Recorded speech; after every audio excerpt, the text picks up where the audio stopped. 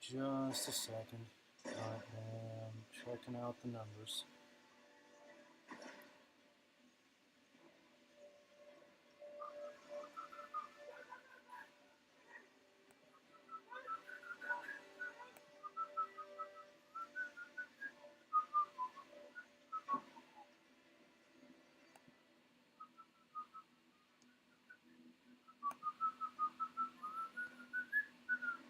Anyway, hello again.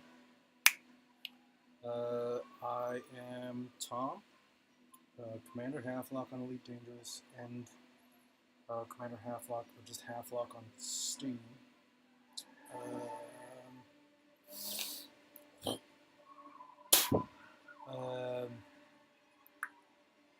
One over two lock on Origin. I don't play too much Origin. I've been playing, however, I have been playing Dragon Age Origin recently.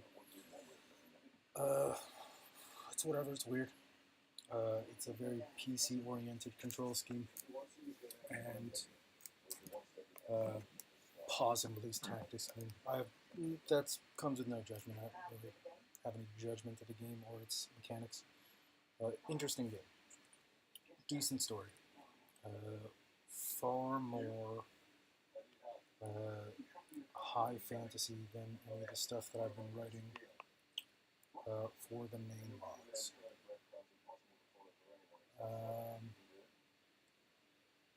As you should already know, I'm the author of the main logs and also the dude who plays the game, which is why I decided to write the main logs. For those of you who have not been making yourself informed, choosing instead to remain selectively ignorant in order to advance your aims, I began writing the main logs as a part of the game itself. For those of you who know Elite Dangerous, it's a massive procedurally generated galaxy spaceflight sim, which recently has added an FPS gameplay loop that permits you to do both flying in spaceships and also shooting a bunch of shit and throwing grenades at shit, which is fun. Whatever your thoughts are on the game itself, those are facts about what the game is now permitting you to do. It's got plenty of grand strategy elements that you can implement should you choose to do so. You can get linked up with a bunch of different players and different player groups, and you can play these massive grand strategy aspects of the game. Blah blah. If you haven't already played the game, just play it. Stop bothering me. That is the main ones. Now, I had initially considered doing the stream quite a long time ago.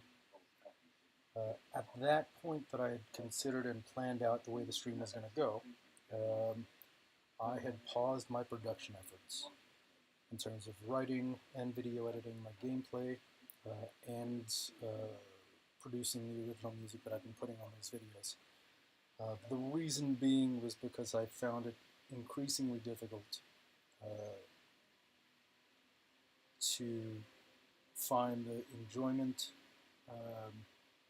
and the sort of all-around wonder that being able to fly around in spaceships in that universe, in that galaxy, has provided me in such a way that allows me to sort of play with my own thoughts, figure out what it is that I'm thinking about certain things, and then think about them and position them in such a way that I can provide narratives coming from the perspective of these 3 fictional characters, 4 or 5 fictional characters at this point. It's just not good to do on mouse and keys, man. It's awful. Nonetheless, I put a pause on it where it stopped with the main logs at that point that I conceived of this specific module.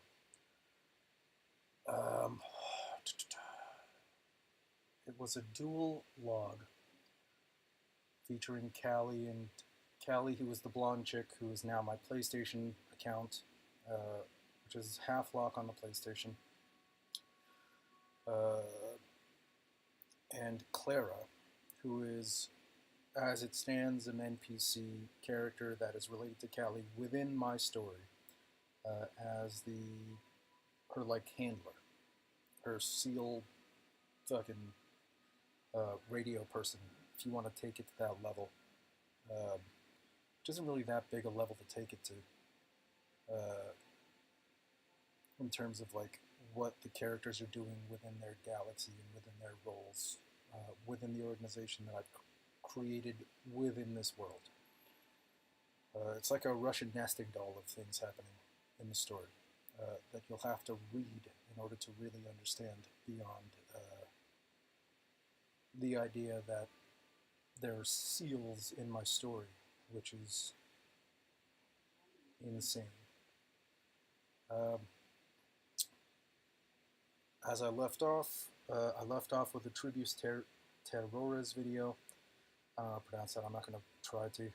I mean, I do, but I'm not going to put the effort in right now. It's essentially a compilation video of my Cadence account, which is the original main character of the name logs, who at the time was half lock on PlayStation. She's now half L0CK on the PC. Clara, again, or Callie again, the blonde chick who's now the PlayStation account, and then Coral, who is the original half lock from my original PC account, who is still doing what I'm calling the run. And in the universe that I created, or in the world that I created within the world that they created, it's just a final aspect of a punitive measure this organization takes upon its born-in members who fuck up. When they fuck up, they do this thing that leaves most people dead, or at least a lot of people. I haven't explained why this organization basically just kills everybody, but I'm sure you can imagine. So the most recent video, again, I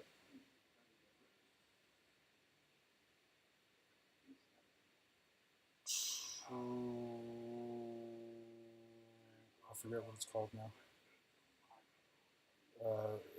It's the one with the most recent track, whatever it was called. The one that's got the snare rolls and ends on the hard snare. Which, as of right now, is probably one of my more favorite pieces of the ones that I've done. Just because it's got like a great energy to it. It ended in a situation where there was information about what's going on with Coral, and a strange mix-up that's going on with the beliefs of everybody on the team, the organization, about which only Coral and only the main central nodule of information in command of the organization has the actual information on. Now, for those of you who've been reading, you can see it all. That's what I intended when I began to write this thing out. I want you to see it all play out. I want you to see how they all look at the situation, what they're all doing, with the information that they have, and how they're dealing with this information. It's planned that way. It was a very strategic maneuver on my part as an author to make it so that the reader is watching the entire thing go down, with all the information that they don't have as individual characters. It's funny to me. It's just a funny thing to watch. I see it every once in a while in the real world, and it's sort of funny. It's that type of thing where you and your friends will just sit back and drink your whatever you're drinking and watch it go down, knowing everything you know about what's happening. It's fun and light. It felt like a good time to go in with this stream at that point, because, again, it was a hard stop. Callie was going to meet with Cadence to give her the information that they just received about what's going on with Coral and what's going on with the organization. Uh, for whatever reason, I simply decided not to immediately jump on and do the stream. I had a lot to think about. I'm still thinking it through. It'll come out in bits and spurts. I'll probably stutter. I'll probably have weird, weird cutbacks and jukes in my intellectual maneuvering as I go through the remainder of this stream, because it's a bit of a tenuous series of connections that are difficult to draw out under the circumstances that I'm putting this module out. I mean, it is what it is, but it'll be stuttery, it'll be dumb, or it'll make me sound like I'm kind of dumb, which is fine.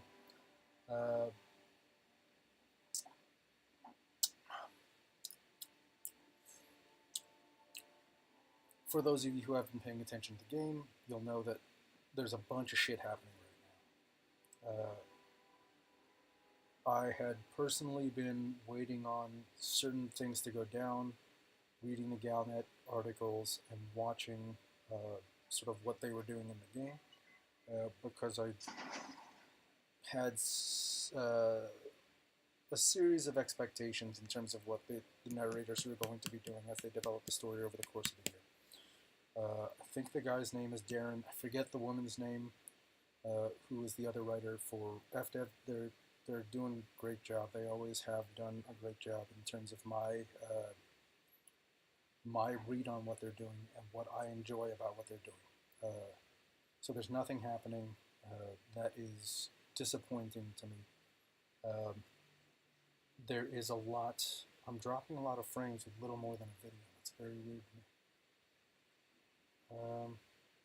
Give me just a second. I'm going to cut that out. Let me see if that's going to keep dropping, causing me to drop frames. It's really weird.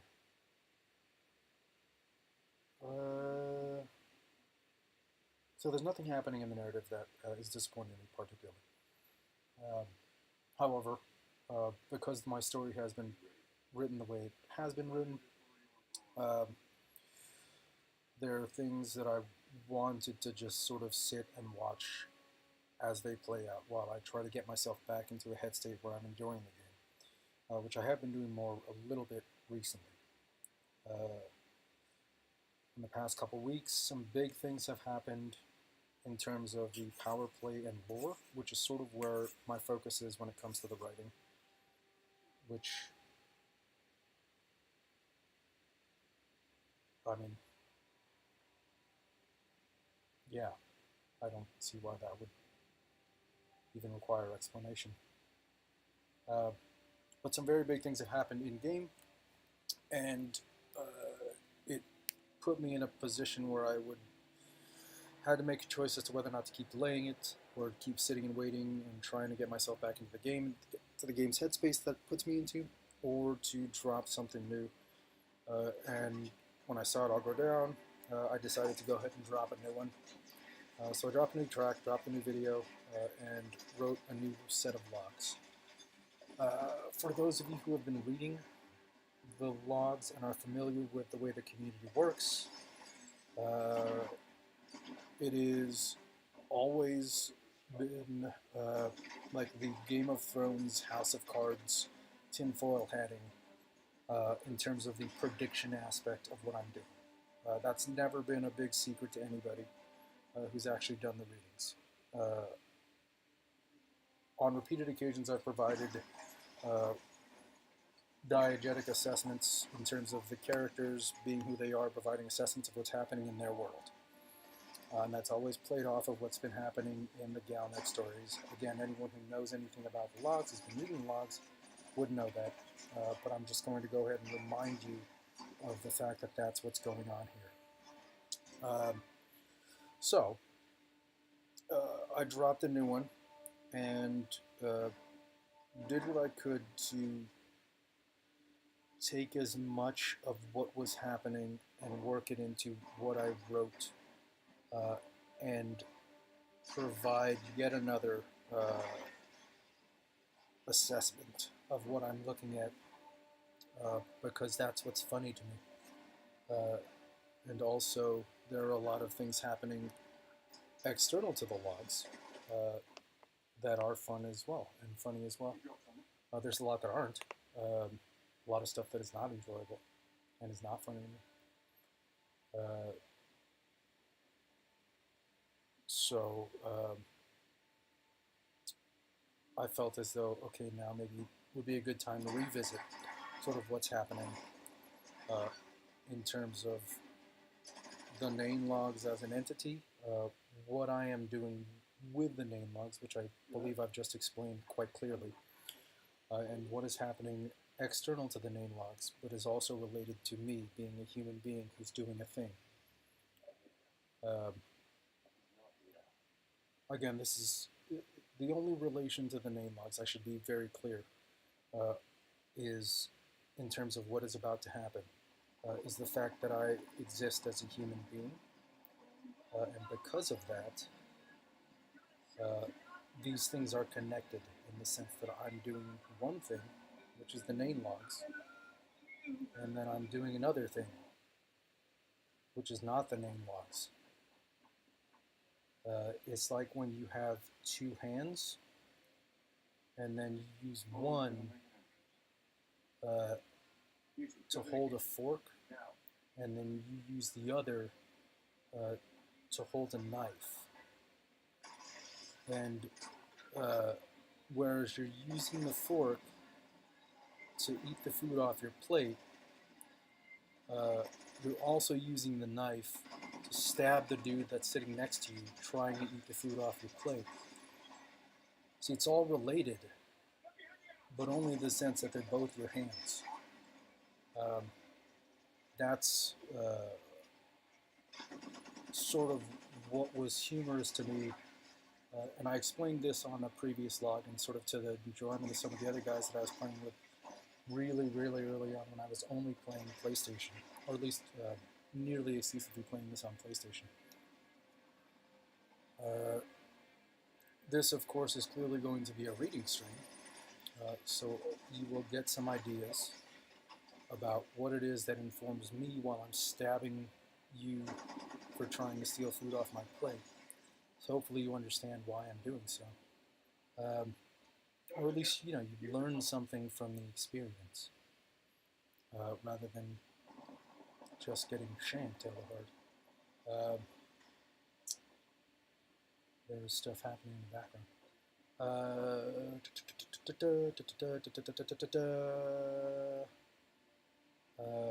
To take a step back, update you on my own personal situation. So I believe I made comments about this on a previous stream about how I would have liked to, how I had applied to graduate school at my former alma mater, with the hope that they might be able to help and work with me on developing some of the ideas and some of the themes and some of the skills that I'm making use of in the name logs. Unfortunately, I did not get into the graduate school. It's understandable. I'm relatively old. In a very real sense, I'm far better off looking at continued professional training. But it is what it is. So unfortunately, they will not be taking part in anything that I'm doing. As a extremely wealthy institution in the middle of New York City, they're going to be doing whatever they want anyways, because they don't give a fuck about anybody. And I don't, I'm not going to challenge them on their freedom to do so. However, they will not be taking part in what it is that I'm doing. I do not begrudge them the need to make use of certain things, as a school that has a wide reach in terms of their connection to Parsons School Design. It's a division of the New School. They've got a global reach in terms of their role in the culture industry, their role in the fashion design world, the advertising and marketing world. They're a school with a global reach. with that being said, uh, uh, in terms of what I'm doing with the name logs, they will no longer be taking apart, or no, they will not be having any role in that aspect of what I'm doing at all. They can, however, go fuck themselves, and fuck the New School as a staff, record label, and as a motherfucking crew. And if you want to be down with the New School, then fuck you too.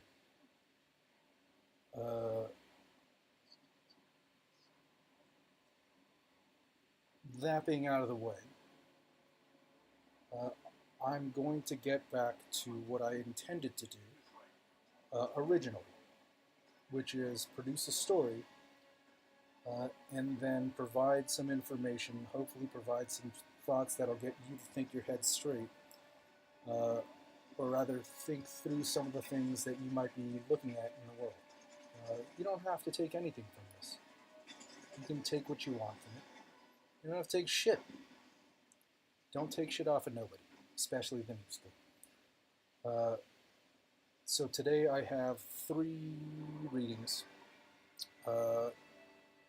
each of which are, again, sort of constructed, or rather selected, to produce a specific module.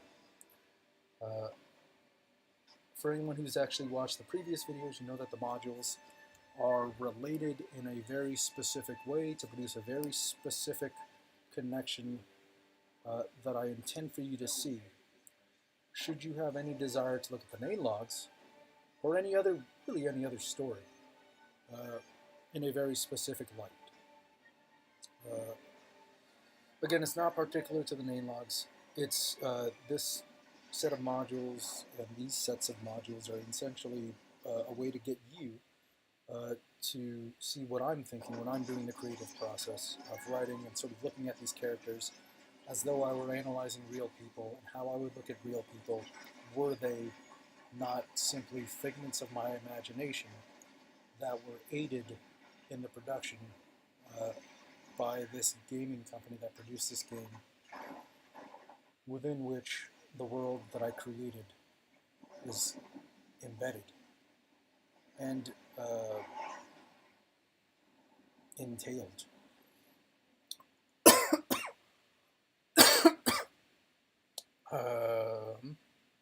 My voice is all fucked. I don't know what's going on. So this first, this module harkens way back. Again, I had initially planned on doing this before the most recent of the name logs. It was in the gap between chapters 8 and chapters 9. I conceived of it right before making the interlude. For those of you who are on the forums, you know what I'm talking about. And I put the interludes up because I conceived of this module. I was like, okay, this is something I should probably do now. It seems like a good time. There's a good break. When I initially spoke about what was happening, I made mention of the fact that I would like to get to know a little bit more about the cultural field of sexuality and gender studies. As a native San Franciscan, we are deeply embedded in the politics of that world, just by being who we are and where we are. In San Francisco, at the time that I had begun to look into this matter with any seriousness,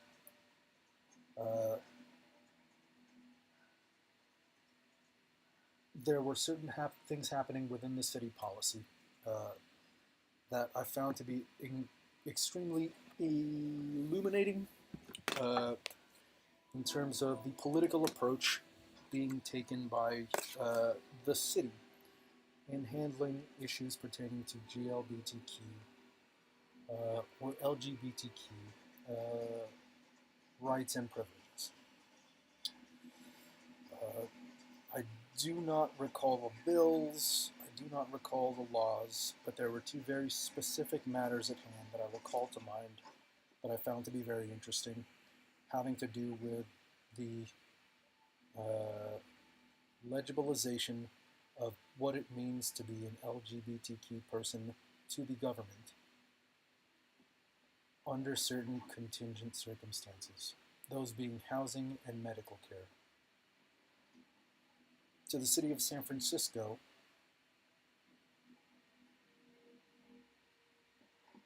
housing is not a matter that requires a person to provide their sexual orientation nor their gender, although I don't think the gender thing is accurate. Their sexual orientation, sexual preferences. Everybody needs a house. And this is the logic that they explained as they were being grilled by the city council and board of supervisors. It's called the Board of Supervisors in San Francisco. As they were being grilled by the Board of Supervisors, it was very friendly grilling. It's far different than what we normal San Franciscans have to deal with from one another. They explained very simply that needing a house isn't exclusive to heterosexuals or to homosexuals or to lesbians or to bisexuals or to transgender people or people who don't know what they are yet. You need a place to sleep and rest your head. I mean, it's not ironic to point that out about a place that has been growing increasingly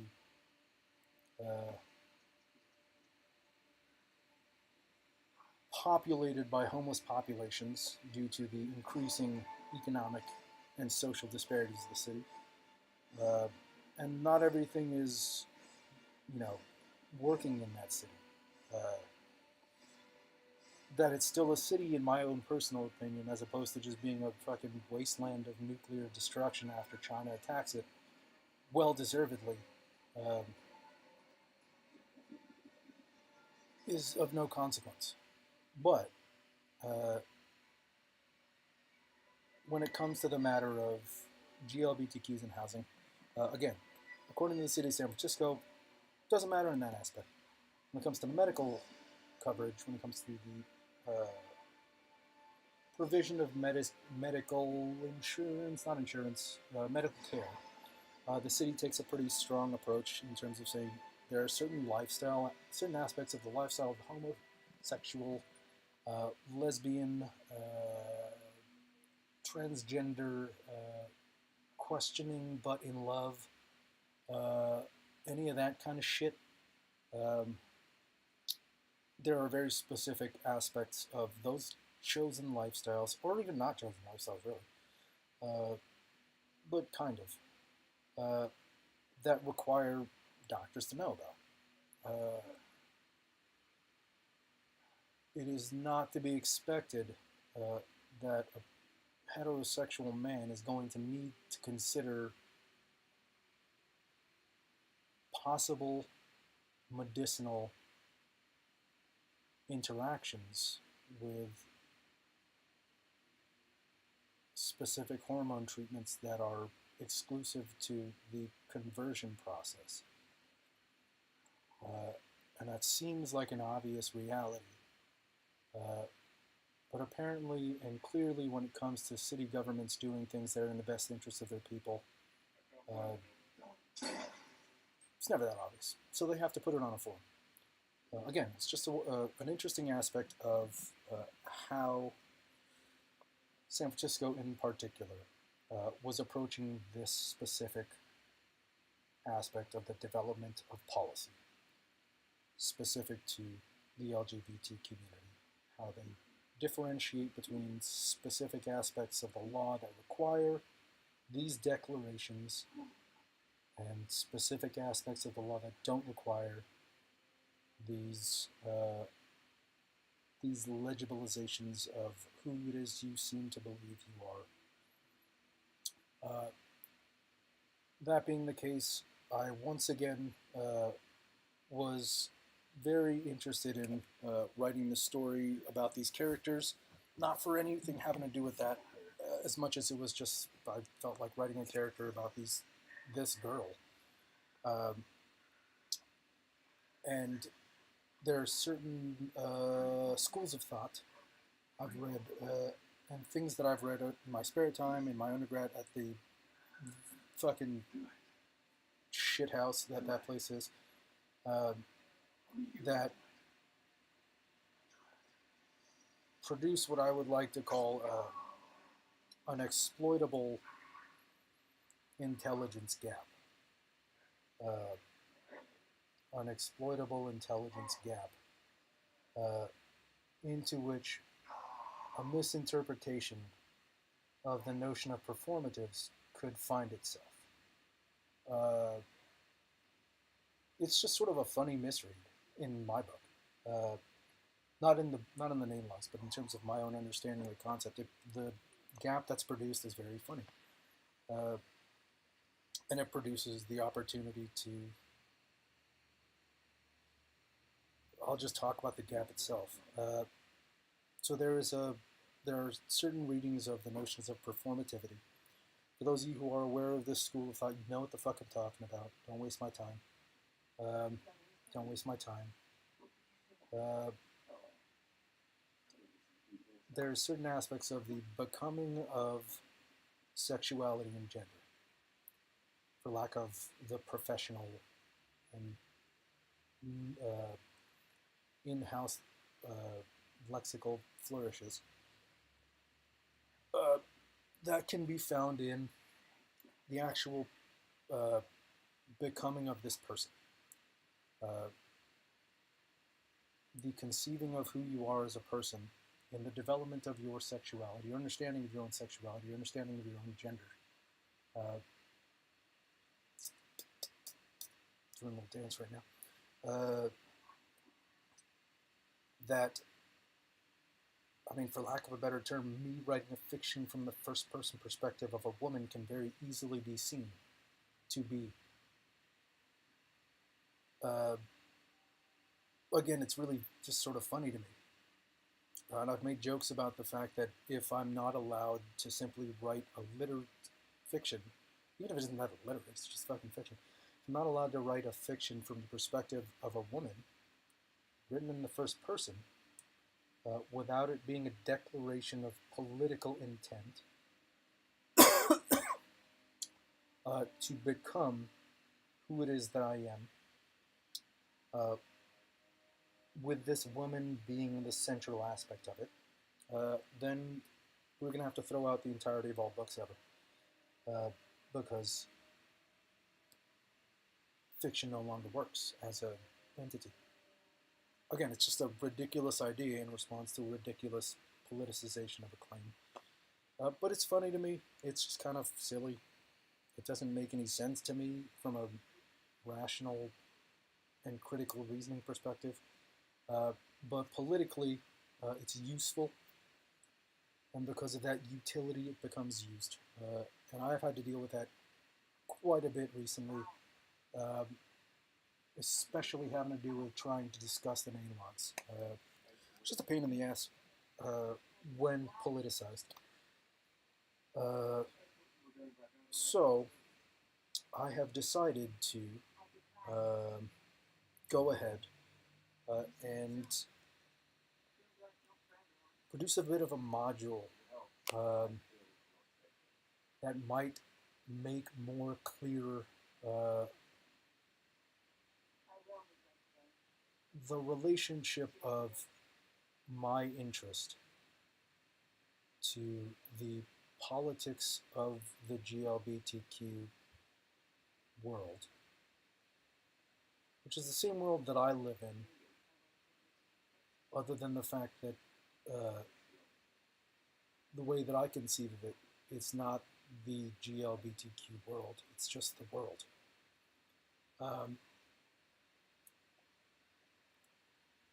I don't know where that sentence started, so I don't know where it's going to end. This module was constructed to look into that matter and to make clear the relationship between me writing the name logs, which is a fiction about 4 girls and 2 dudes. Sorry, 4 young women of consensual drinking age. Well, they're not. They're not of drinking age. They would be breaking the law if they were drinking. in America, uh, of adult age who are quickly becoming who they are as women due to being forced into this world, or because of their being in this world that forces them to make some very adult decisions having to do with the determination and execution of uh, the continuation and the right to, or lack of a right for another person to continue living. That's a weird way to say that, and I know exactly what that was referring to when I thought it and when I spit it out. But they have to be adults. They have to grow up really quick. And that is the fiction. How that relates to, or doesn't relate to, the world of the LGBT community and their need to become who they are as people. And the ways in which they have come to conceive of themselves as becoming who they are. The methods, the ideas that they make use of, the trials that they confront, this, that, and the other. Just a second.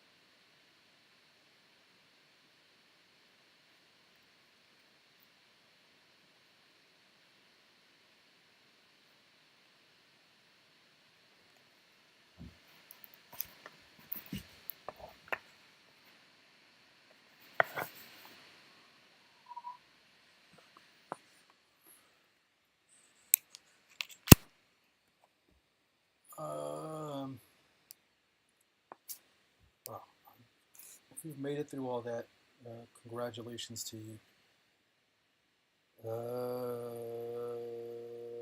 Now,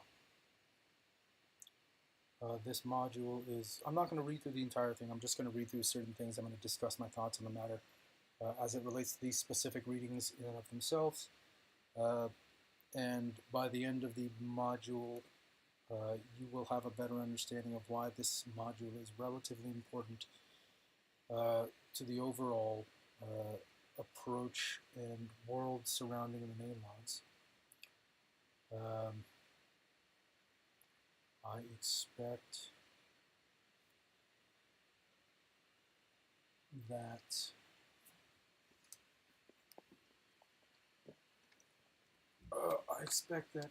what the hell's going on?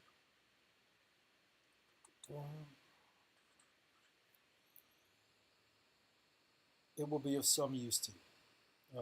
About as much use to you as it is to me, which is not much, but just enough.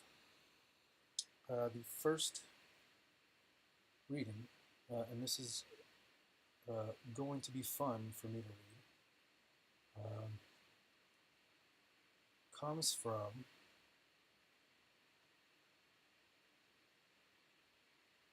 a scholar who is globally renowned in the field of gender and sexuality studies, and has... What's that, Daddy? What the hell's going on? One of those new Japanese sports cars. Oh, that's really loud.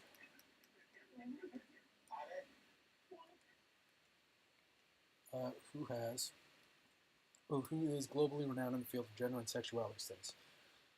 A philosopher over at UC Berkeley, whose work has been read through and through for quite some time. UC Berkeley is my arch nemesis. Don't worry about it. It just is what it is. The author is Dr. Judith Butler, again from UC, or I believe she's currently at UC Berkeley. She recently did a year-long fellowship at the shithole of a new school that is the new school, and I assume has been incredibly helpful to them in learning how shitty they are as a community outside of their ability to make themselves feel like they're not being shitty to people. This piece is called Critically Queer. It's a relatively older piece. This was written back in the 80s, back when being gay was still confusing to people, and back when the idea of a community was still not in the mainstream. They were still at that point.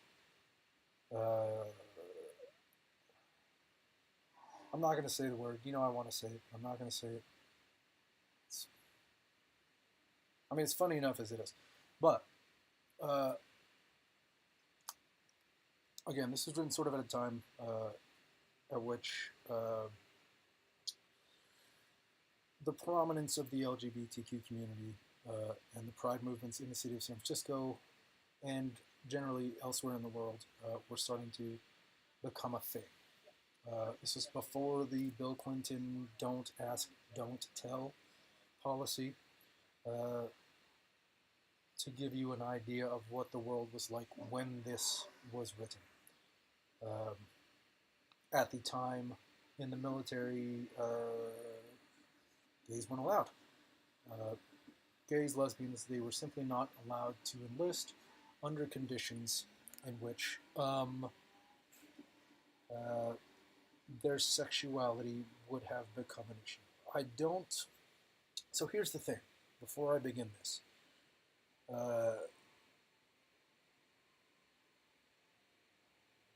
Present moment, transgender people are still not technically allowed to enlist under their chosen gender. Be that transgender, male, or transgender female. The current policy is one of biological norming within the legibilization process in military enlistment. I don't get it. I don't care why that matters. This is like a house thing to me, personally.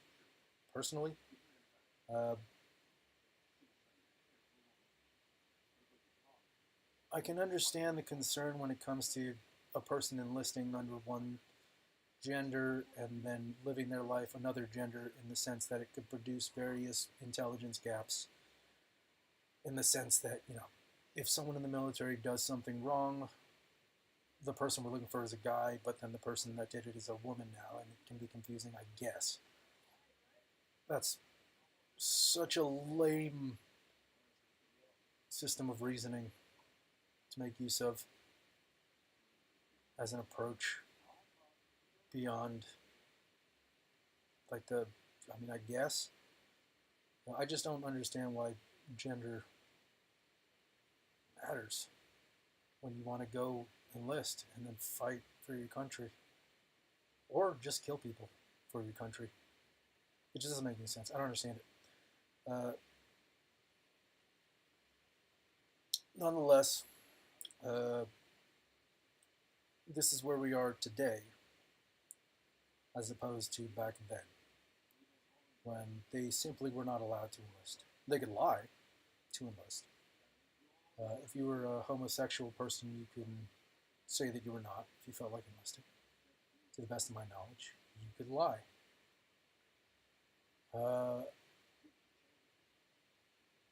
The don't ask, don't tell policy came through, and then you weren't allowed to ask, and you just didn't discuss. And now they allow you to enlist if you're a gay or a lesbian, but not if you're a transgender. Those are sexual preferences as opposed to gender norms, or the norming of specific gender and the distancing of biology from gender, which is something that's really not that complicated a matter to understand. But it is what it is. This piece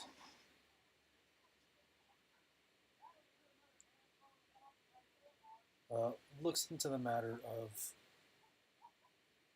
speech.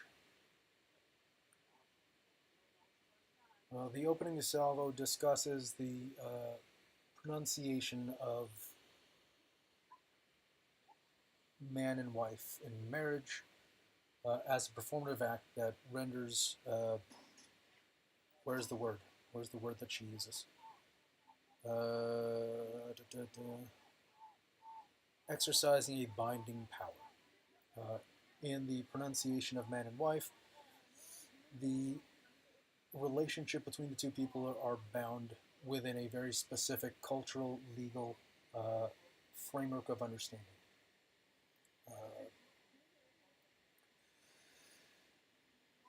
Hence the sort of hilarity in the thought of me reading the name logs, which are written in the first person from the perspective of a now 20-year-old young woman who kills people for a living.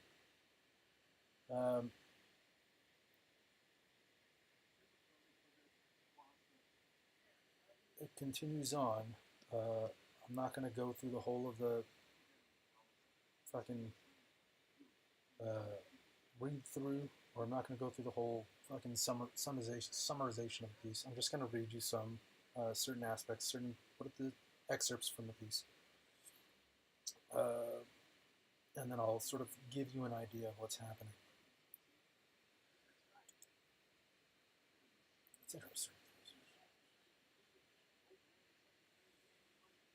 There's a reference to a piece called by Eve Sedgwick, which I looked up. I couldn't find. It's fucking somewhere. It's written in like a pop fucking magazine or something.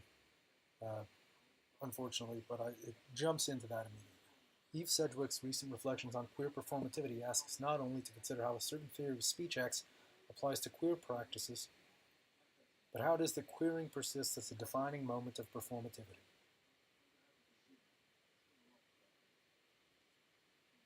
The centrality of the marriage ceremony in J.L. Austin's example of performativity suggests that the heterosexualization of the social bond that is marriage, is the paradigmatic form of those speech acts which bring about what they name.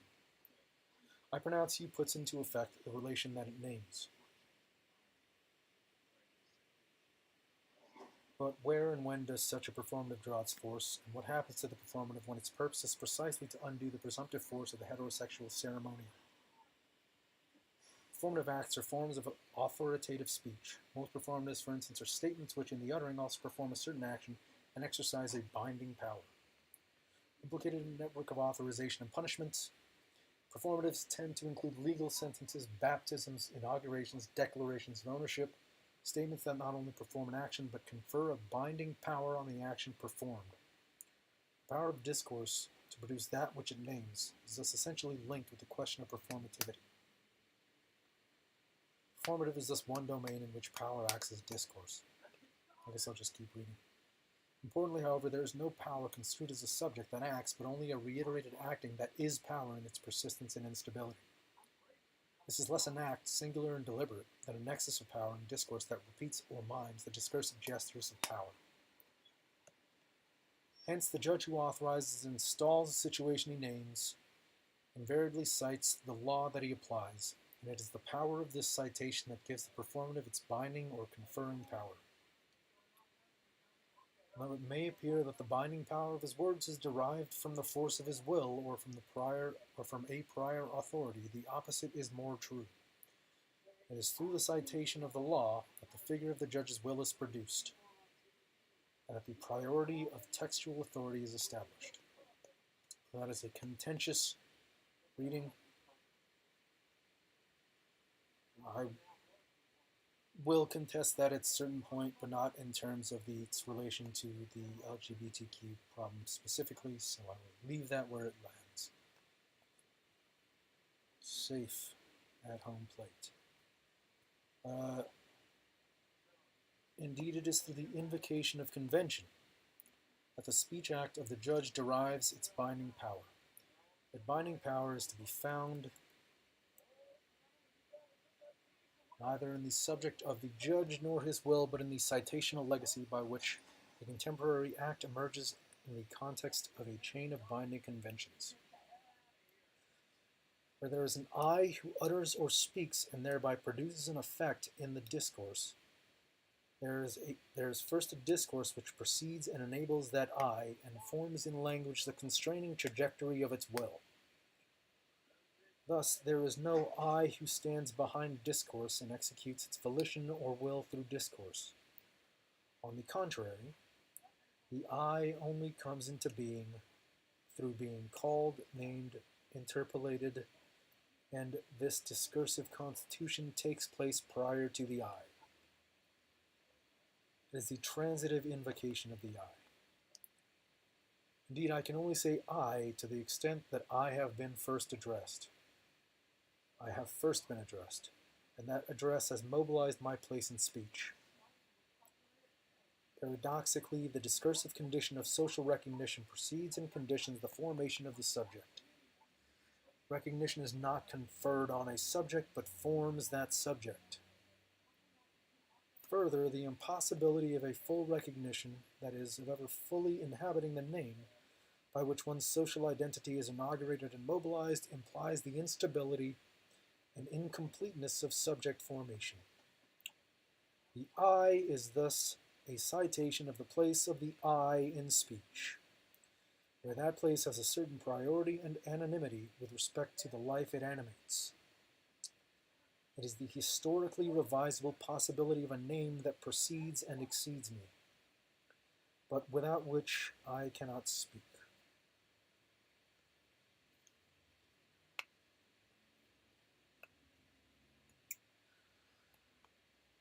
That section is called, what is that section called? That's the opening section. It doesn't have a name.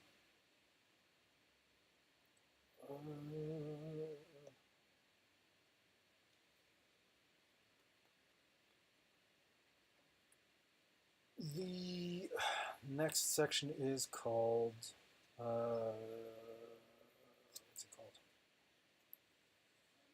Queer Trouble. I will not read this specific section of this essay because it is not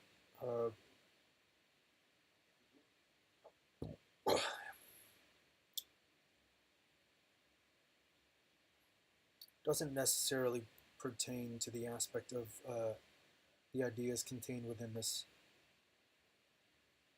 piece that I would like to put into, or that I would like to focus on. The next section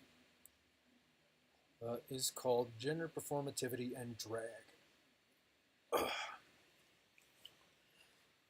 Now this one is where it sort of becomes an interesting aspect for me as the writer of a character that is a woman, writing in the first person, and the idea of me reading this thing out in the open. I have I've spoken to a couple different people about the possibility of doing voiceovers. I need the perfect voice. If I don't get the right voice, I'm not going to do it because I just don't want to. So when the audiobook deal comes through, there will be a long line of auditions, or at least I'll hold auditions. Anyway, so this section is called Gender Performativity and Drag. How, if at all, is the notion of discursive resignification linked to the notion of gender parody or impersonation?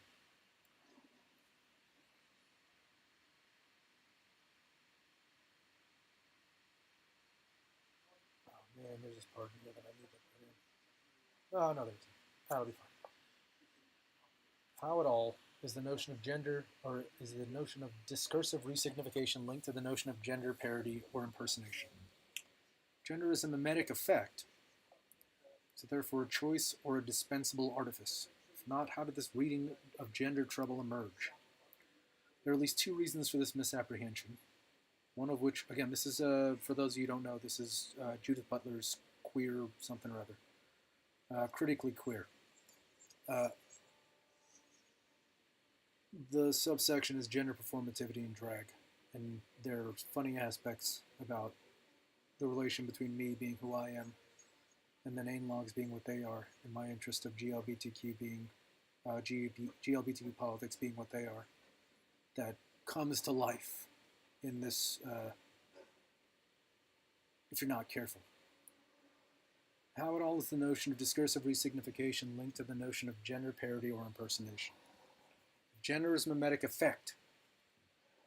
Is it therefore a choice or dispensable artifice? If not, how did this reading of gender trouble emerge? There are at least two reasons for the misapprehension, one of which I myself produced by citing drag as an example of performativity.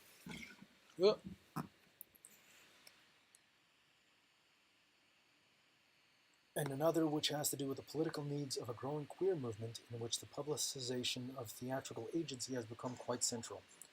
The misapprehension about gender performativity is this, that gender is a choice, or that gender is a role, or that gender is a construction that one puts on. As one puts on clothes in the morning, that there is one who is prior to this gender, and one who goes to the wardrobe of gender and decides with deliberation which gender it will be today. This is a voluntarist account of gender which presumes a subject intact prior to its gendering. The sense of gender performativity that I'm meant to convey is something quite different. Gender is performative insofar as it is the effect of a regulatory regime of gender differences in which genders are divided and hierarchized under constraint. I'll read that again because that's a doozy. Gender is a performative insofar as it is the effect of a regulatory regime of gender differences in which genders are divided and hierarchized under constraints.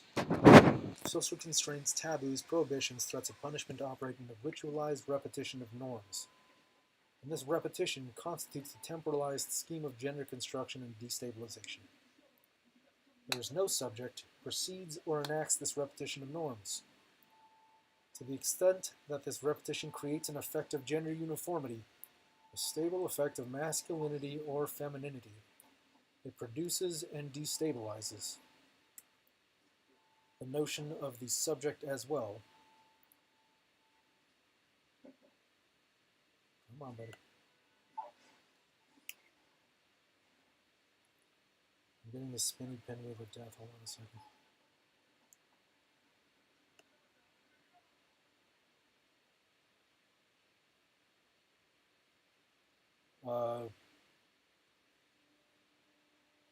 Let's see. Hold on just a second.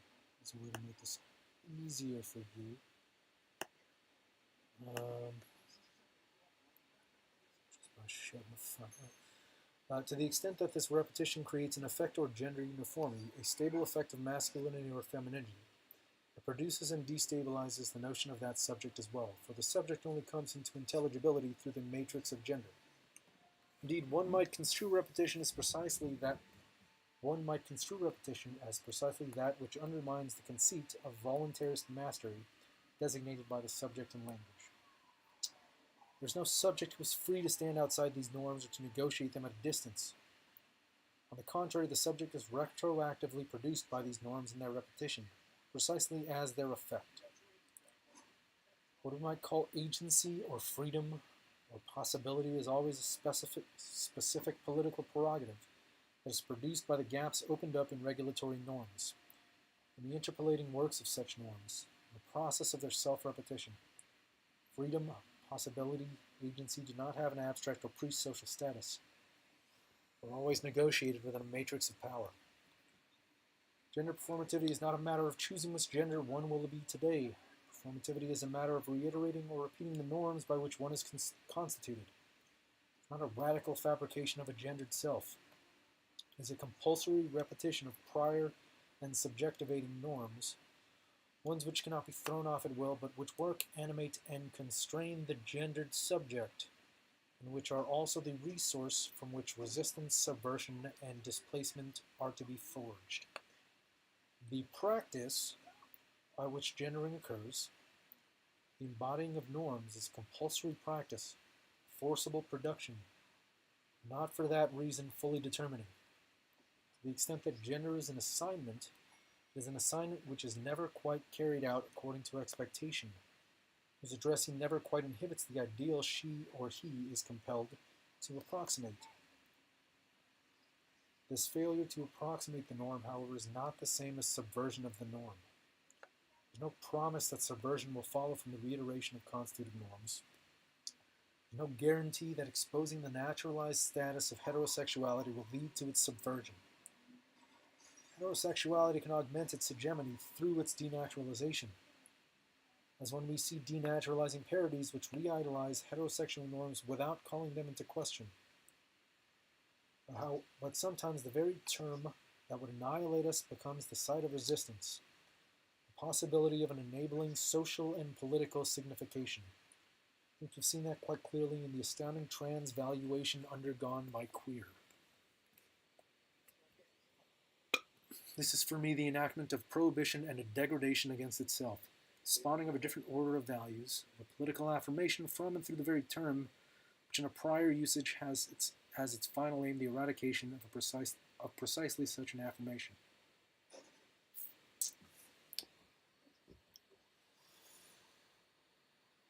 It may seem, however, that there is a difference between the embodying or performing of gender norms and the performative use of language.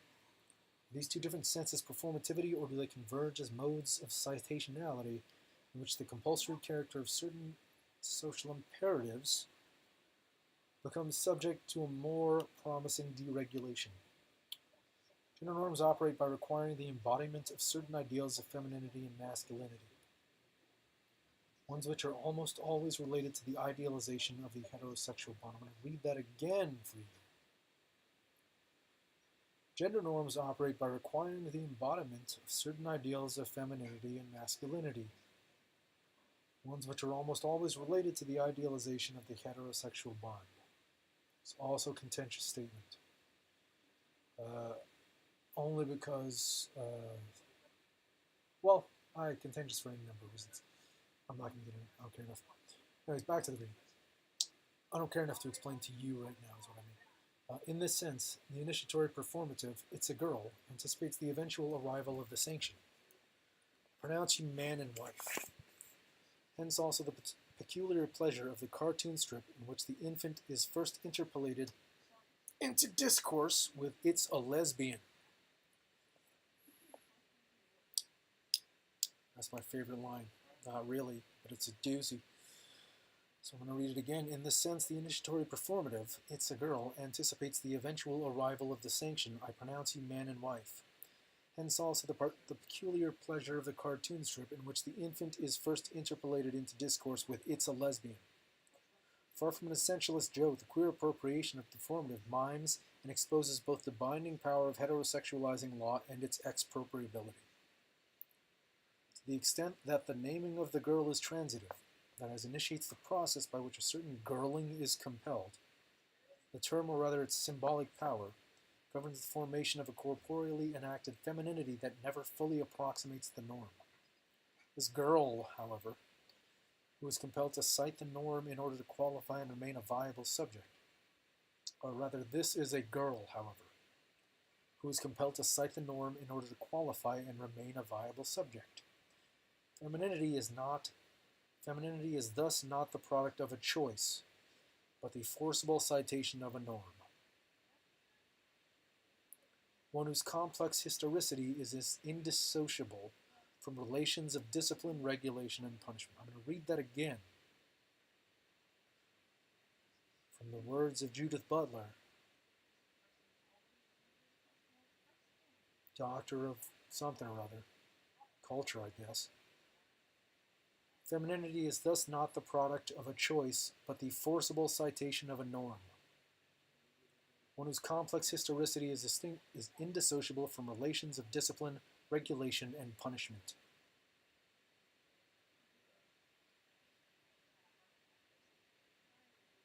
Indeed, there is no one who takes on a gender norm.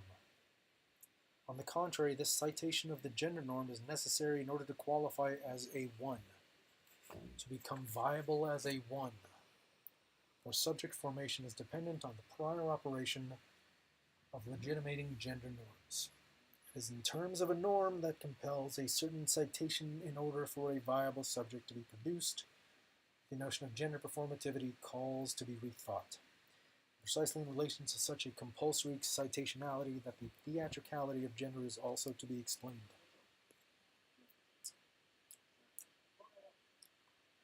Theatricality need not be conflated with self-display or self-creation. Within queer politics, indeed, in the very signification that is queer, we read a signifying practice in which the de-sanctioning power of the name queer is reversed to sanction a contestation of the terms of sexual legitimacy. Paradoxically, and also with great promise, the subject who was queered into public discourse through homophobic interpolations of various kinds takes up or cites that very term as the discursive basis for an opposition. There are some in the Americas that would understand this concept quite well. This kind of citation, that was me adding, it's a very specific aspect of this debate. This kind of citation will emerge as theatrical to the extent that it mimes and renders hyperbolic the discursive convention that it also reverses. The hyperbolic gesture is crucial to the exposure of the homophobic law, which can no longer control the terms of its own abjecting strategies.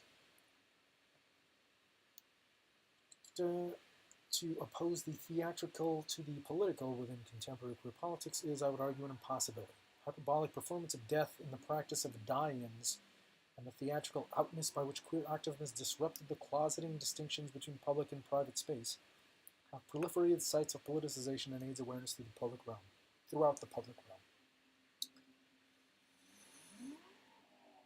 I'm going to skip examples.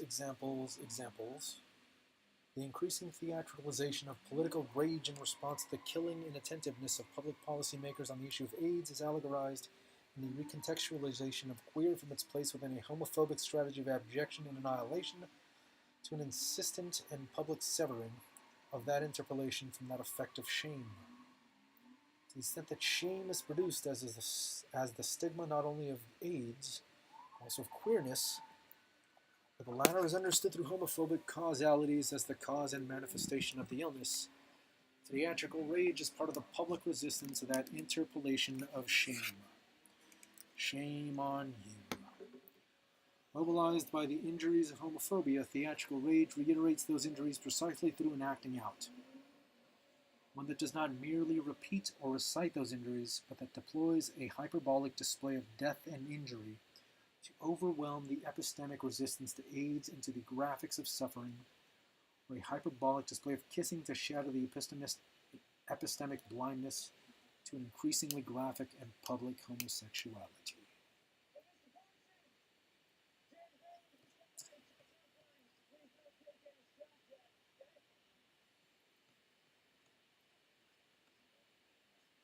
I will read one final section.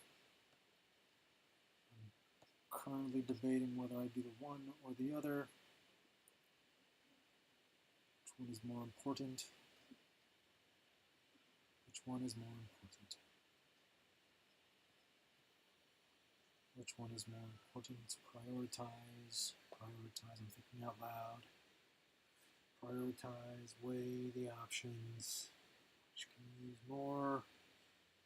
Which is going to be far more effective at accomplishing the overall aims?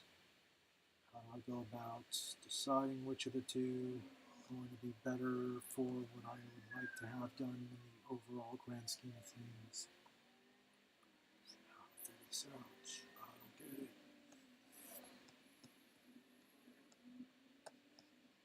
Let's see. I am going to go with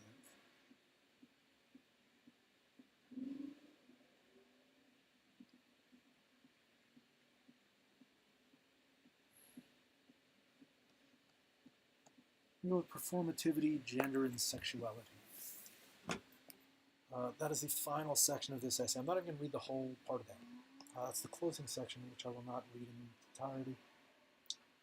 The section before that is discussed, or is called Melancholia,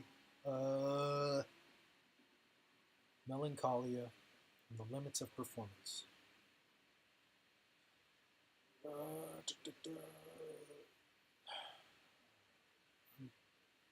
not going to read it because it goes into certain psychoanalytic readings. I just don't think psychoanalysis. I don't agree with it. As a person whose interest is in relations of power and how analysis works within that paradigm of relations. Anyway, so this section is performativity, gender, and sexuality.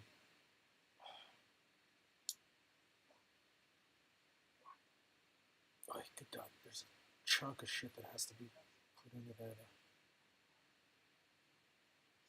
So the section discusses, the Melancholia section discusses how drag, dressing in drag is not the same thing as a performativity of transgenderism or performativity or a means of becoming a woman. This is the discussion. It's not the same thing. Is what Dr. Judith Butler is saying. Dr. Judith Butler, in this specific reading, there are plenty of other ways to look at this, and I'm sure she can go on for hours about how this works, because she's a doctor in the field. Unlike some people,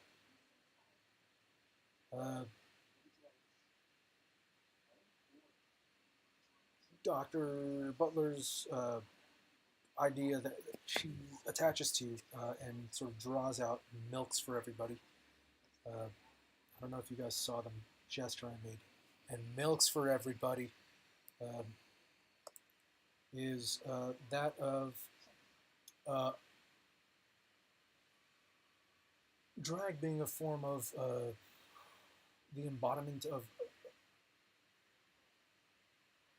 of femininity that they cannot find.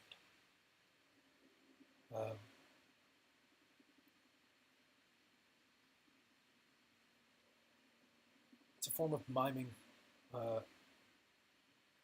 one of which that there's like a closeness that the person. God, this is a hard one to fucking. Good Lord. Where's the section? Here, drag thus allegorizes heterosexual melancholy, the melancholy by which a masculine gender is formed from the refusal to grieve the masculine as a possibility of love. The truest lesbian melancholic is strictly straight woman, and the truest gay male melancholic is the strictly straight male. What drag exposes, however, is the normal constitution of gender presentation in which the gender performed is in many ways constituted by a set of disavowed attachments or identifications that constitute a different domain of the unperformed.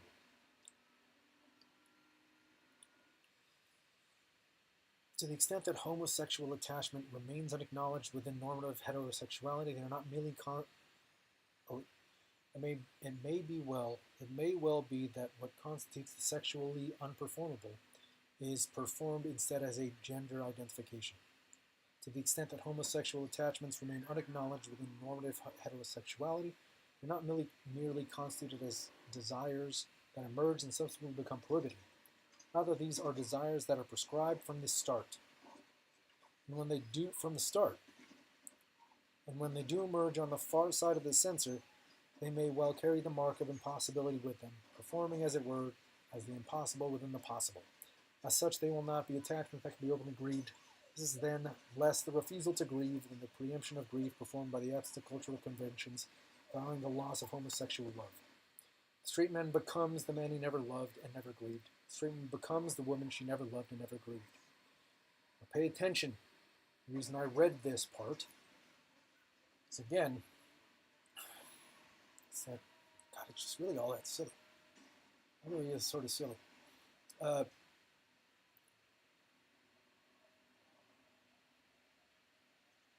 not becoming a woman when I write the character of a fictional woman. And were one to read into Dr. Butler's writings in this sense, one might look into my ability to enter into that mind state as being an aspect of normalized or normal, healthy relations, a normal, healthy, emotional, loving state. One might equally and also continue with that reading to note that my refusal to do so, God, it's just so dumb, means that I'm attempting to suppress my latent transgenderism. I'm just going to go ahead and say it. One might go ahead and consider that. And it's just so silly.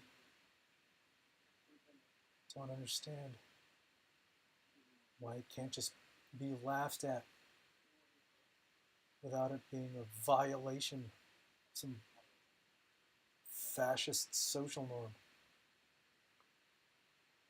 Anyway, I'm going to move on to the next one. The next section is performativity, gender, and sexuality. Although there's no end, it's just performativity, gender, sexuality. How then does one link the trope by which discourse is described as performing, and that theatrical sense of performance in which the hyperbolic status of gender norms seems central? What is performed in drag is, of course, the sign of gender. A sign which is not the same as the body it figures, but which cannot be read without it. The sign, understood as a gender imperative, girl, reads less as an assignment than as a command, and as such produces its own insubordinations. Hyperbolic conformity to the command can reveal the hyperbolic status of the norm itself. Indeed, the hyperbolic conformity to the command can reveal the hyperbolic status of the norm itself. Indeed, can become the cultural sign by which that cultural imperative might become legible. Insofar as heterosexual gender norms produce inapproximable ideals, heterosexuality can be said to operate through the regulated production of hyperbolic versions of man and woman. These are for the most part compulsory performances, one which none of us can choose, but which each of us is forced to negotiate. I write forced to negotiate because the compulsory character of these norms does not always make them efficacious. Such norms are continually haunted by their own inefficacy. Hence the anxiously repeated effort to install and augment their jurisdiction. The resignification of norms is thus a function of their inefficacy. So the resignification of norms is thus a function of their inefficacy. To the question of subversion, of working the weakness in the norm becomes a matter of inhabiting the practices of its re-articulation. The critical promise of drag does not have to do with the proliferation of genders, as if a sheer increase in numbers would do the job, but rather with the exposure of the failure of heterosexual regimes ever fully to legislate or contain their own ideals. Hence, it is not that drag opposes heterosexuality, but that the proliferation of drag will bring down heterosexuality. On the contrary, drag tends to the allegorization of heterosexuality and its constitutive melancholia. Again, as an allegory that works through the hyperbolic, drag brings into relief what is, after all, determined only in relation to the hyperbolic, the understated, taken for granted quality of heterosexuality, of heterosexual performativity. At its best, then, drag can be read for the way in which hyperbolic norms are dissimulated to the heterosexual mundane. At the same time, these same norms, taken not as commands to be obeyed, but as imperatives to be cited, twisted, queered, brought into relief as heterosexual imperatives, are not for that reason necessarily subverted in the process. It's important to emphasize that although heterosexuality operates in part through the stabilization of gender norms, gender designates a dense set of significations that contain and exceed the heterosexual matrix. Whereas it is important to signify that forms of sexuality do not unilaterally determine gender, a non-causal and non-reductive connection between sexuality and gender is nevertheless crucial to maintain, precisely because homophobia often operates through the attribution of a damaged, failed, or otherwise abjected gender to homosexuals. It's calling gay men feminine, or calling lesbians masculine, because the homophobic terror over the performing of homosexual acts, where it exists, is often also a terror over losing proper gender, no longer being a real or proper man, no longer being a real or proper woman. Seems like it's 21 hours. It seems crucial to retain a theoretical apparatus that will account for how sexuality is regulated through the policing and the shaming of gender. One might want to claim that certain kinds of sexual practices link people more strongly than gender affiliation. But such claims can only be negotiated, if they can, in relation to specific occasions for affiliation. There is nothing either in sexual practice or in gender to privilege one over the other. Sexual practices, however, will invariably be experienced differentially depending on the relations of gender in which they occur. And there may be forms of gender within homosexuality which call for a theorization that moves beyond the categories of masculine and feminine. If we seek to privilege sexual practice as a way of transcending gender, we might ask, at what cost is the analytic separability of the two domains taken to be a distinction in fact? Is there perhaps a specific gender pain that provokes such fantasies of a sexual practice that would transcend gender difference altogether, which marks the masculinity and femininity, in which the marks of masculinity and femininity would no longer be legible? We'll read that question again, because it's an important question. Is there perhaps a specific gender pain that provokes such fantasies of a sexual practice that would transcend gender difference altogether, in which the marks of masculinity and femininity would no longer be legible? Would this not be a sexual practice paradigmatically fetishistic, trying not to know what it knows, but knowing it all the same? The question is not meant to demean the fetish. Where would we be without it? It does mean to ask whether it is only according to the logic of the fetish that the radical separability of sexuality and gender can be thought.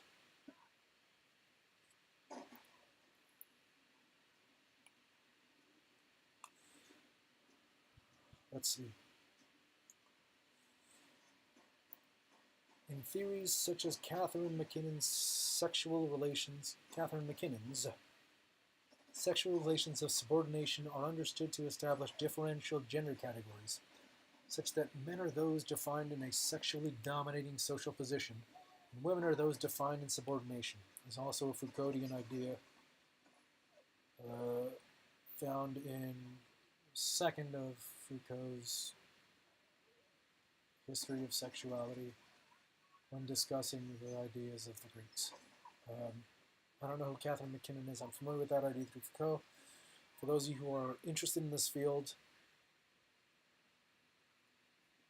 take those two and then put them together and then see if they like one another. Pimp your work. Her highly deterministic account leaves no room for relations of sexuality to be theorized apart from the rigid framework of a gender difference, or for kinds of sexual regulation that do not take gender as their primary objects. Hence Gail Rubin's influential distinction between sexuality and gender in Thinking Sex, and Sedgwick's reformulation of that position have constituted important theoretical opposition to McKinnon's deterministic form of structuralism. My sense is that now, this very opposition needs to be rethought in order to redraw the line between queer theory and feminism. For surely it is as unacceptable to insist that relations of sexual subordination determine gender position as it is to separate radically forms of sexuality from the workings of gender norms. The relation between sexual practice and gender is surely not a structurally determined one, but the destabilizing of the heterosexual presumption of that very structuralism still requires a way to think of the two and dynamic relations with one another. In psychoanalytic terms,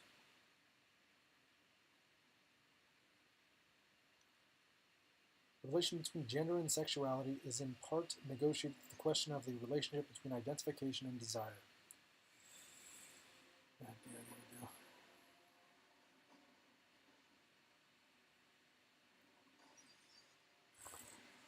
Skip this part. Skip this part.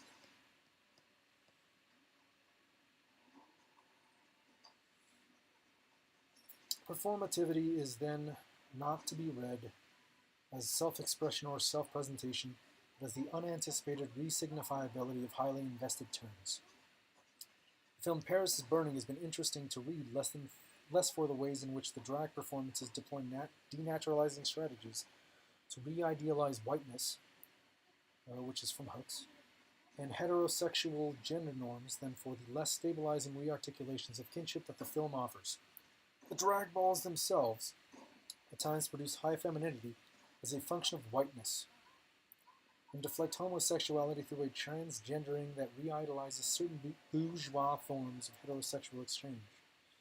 And yet if those performances are not immediately or obviously subversive, maybe that it is rather in the reformulation of kinship in particular, redefining of the house and its forms of collectivity, mothering, mopping, reading, becoming legendary, and the appropriation and redeployment of the categories of dominant culture enable the formation of kinship relations that function quite supportively as oppositional discourse within that culture. Those men mother one another, house one another, rear one another, and the resignification of the family through these terms is not a vain or useless imitation, but the social and discursive building of community. Community that binds, cares, teaches, shelters, and enables. This is doubtless a task that any of us who are queer need to see, to know, and to learn from. A task that makes none of us who are outside of the heterosexual family into absolute outsiders in this film. I'm going to read that sentence again because that's a very important one for the queer community. And this is an open quote. This is doubtless a task that any in the queer, I'm just going to paraphrase it, fuck it. This is doubtless a task that any in the queer community need to see and to know and to learn from. A task which makes none of they who are outside of the heterosexual family into absolute outsiders to this film. Significantly, it is here in the elaboration of kinship forged through a resignification of the very terms which affect our exclusion and abjection, a resignification that creates the discursive and social space for community, that queers see an appropriation of the terms of domination and turns them toward a more enabling future. So that works. How would one ever determine whether subversion has taken place? What measure would one invoke to gauge the extent of subversion? From what standpoint would one know? It's not a matter of situating performances in contexts, of gauging audience response, or of establishing epistemological ground from which one is entitled to know such effects. Rather, subversiveness is a kind of effect that resists calculation. If one thinks of the effects of discursive productions, they do not conclude at the terminus of a given statement or utterance, the passing of legislation, the announcement of a birth. The reach of their signifiability cannot be controlled by the one who utters or writes, since such productions are not owned by the one who utters them. They continue to signify in spite of their authors, and sometimes against their authors' most precious intentions. It's one of the most ambivalent implications of the decentering of the subject to have one's writing be the site of necessary and inevitable expropriation. But this yielding of ownership over what one writes, I'm going to reread this. I'm going to restart that section. Hold on a second. It's one of the ambivalent implications of the decentering of the subject to have one's writing be the site of necessary and inevitable expropriation. This yielding of ownership over what one writes has an important set of political corollaries, for the taking up, reforming, deforming of one's words does open up a difficult future terrain of community. one in which the hope of ever fully recognizing oneself in the terms by which one signifies is sure to be disappointed. So disappointed. This not owning of one's words is there from the start. This not owning of one's words is there from the start. However, since speaking is always, in some ways, the speaking of a stranger, through and as oneself, melancholic reiteration of language that one never chose, that one does not find as an instrument to be used, but which one is, as it were, used by, expropriated in, as a continuing condition of the one and the we, the ambivalent condition of the power that binds.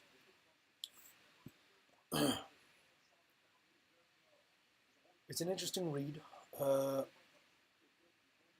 I'm not giving a review of the reading currently. I'm saying to you now that you should read it if this is a field that is of interest to you. There are ideas in here that are eminently important to the field, and it would do you a favor to look back on the ideas that are currently informing the mainstream discourses pertaining to the information, in order that one might perhaps be able to compare and contrast the shit coming out of your mouths with the ideas of the authors that have informed them. So again, this piece was called Critically Queer by Judith Butler. There are certain aspects of this reading, again, that I agree with and I disagree with, as with all of them. This one happens to be very interesting because, again, to me personally, as the writer of a first-person narrative in the genre of science fiction that tells the story of, at first, one, and then two, and now four young women, and thus far one man,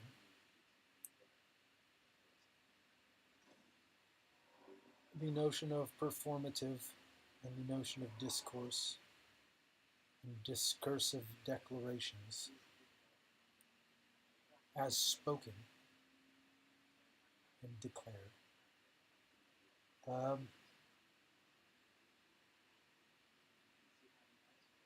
In the culturally norming process that is occurring today, produces a hilarity of nonsense that I felt was really important to point out right at the very beginning of the name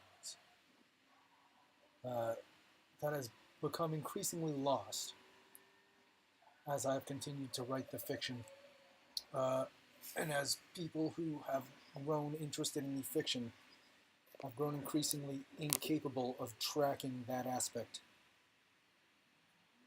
of what is happening.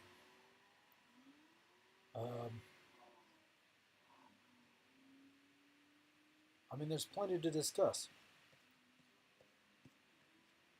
Nonetheless, that was Critically Queer by Dr. Judith Butler.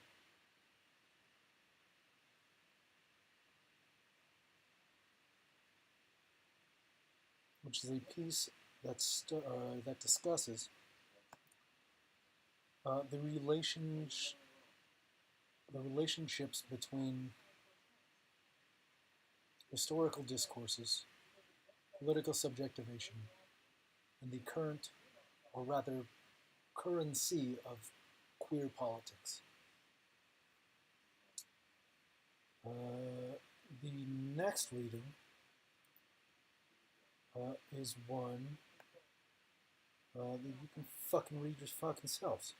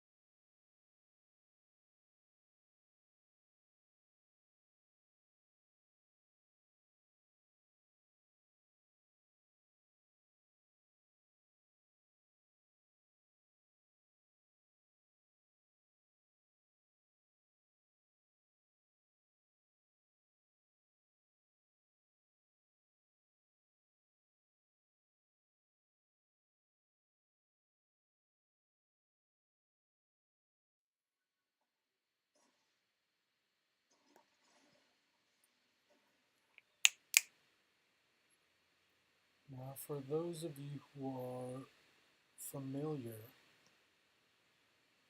with the field of ontology, which is a subfield of metaphysics, which itself is a subfield of philosophy, you will also note that my presentation of that reading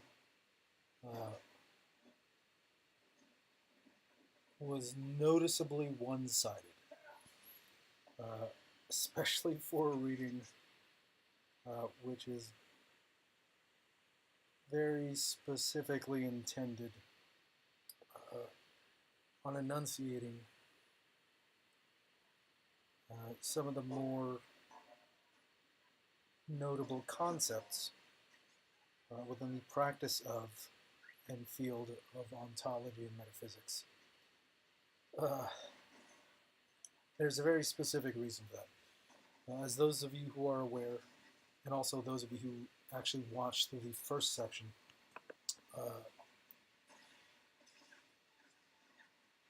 I have a very specific interest relating to these intellectual fields in terms of how they relate to relations of power. And within this approach to exposing you to these readings in a very specific module designed to enunciate a very specific theme, what is found in the back-to-back layering of the Judith Butler piece, Dr. Judith Butler piece, and these folks, whatever their names is, Lewis pieces,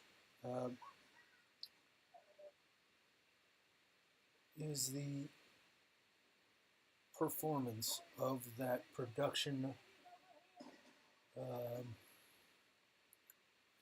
of the whole that I announced or discussed earlier, into which a very, very silly misreading can enter.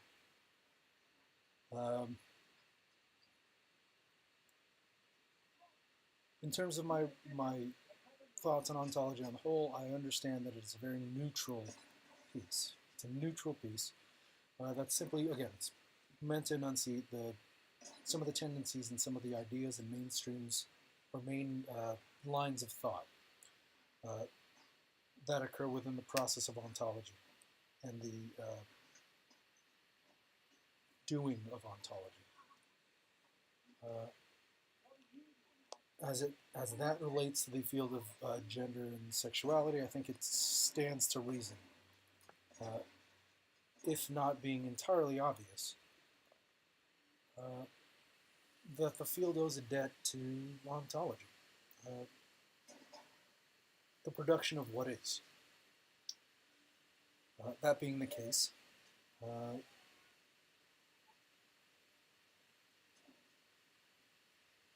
and in terms of my position within, or not my personal position, in terms of my intellectual position,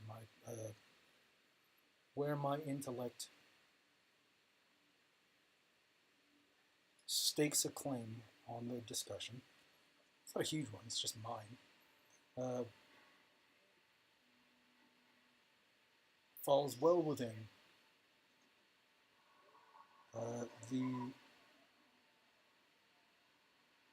I want to call it the classical school. It's not really a school. It's a notable school of thought within the field that I've been made familiar with in Foucault's piece. That sort of discusses the erroneous concept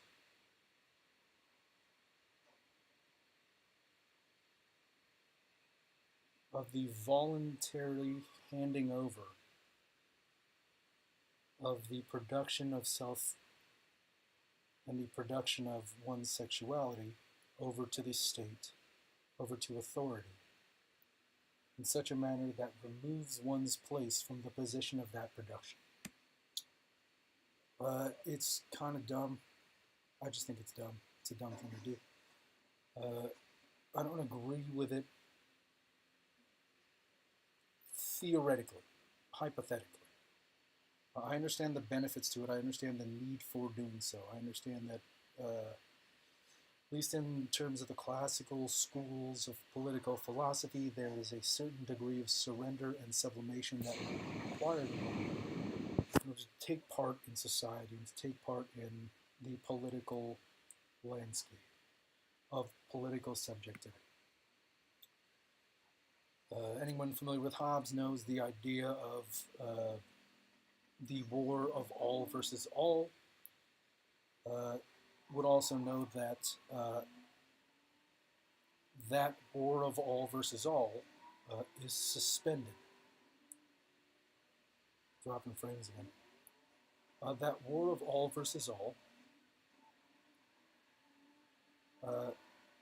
is a situation, a state that is suspended when the individual, when the all, surrenders certain aspects of their being, their freedom, certain liberties, to an agglomeration of everyone's wishes, which is the state. I mean, it is what it is. But again, it just seems dumb. And that whole that is produced in the slight misread of a reality that is produced by the Butler piece, and a misread of the Butler piece, creates a situation where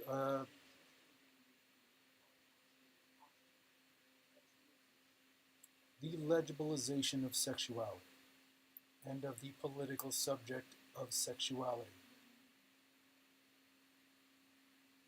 is subsequently subjected to the impositions and prior discourses that in the Judith Butler piece are discussed as sites of potential future contestation. It's all really silly to me. I personally have issues with it. I mean, for one, I dressed as a woman on Halloween of 2004, 2005. I was a damn good-looking woman. You will not deny that. I know you won't. I've got legs for days, man. Legs for days. Don't even matter. Now, this photo was taken by a friend of mine who was at that party. It was a good time, man. It was a really good time. I don't know why it is that I decided to dress as a woman for Halloween. Other than the fact that I thought it would be sort of this funny thing. Especially, and in hindsight, I look back on it now, and it's even funnier to me now in the face of the various calls from various parties on the transgender side, or on the transgender spectrum of the argument, not on their specific side, but in light of that argument, that would scream that womanhood is not a costume, because clearly it is.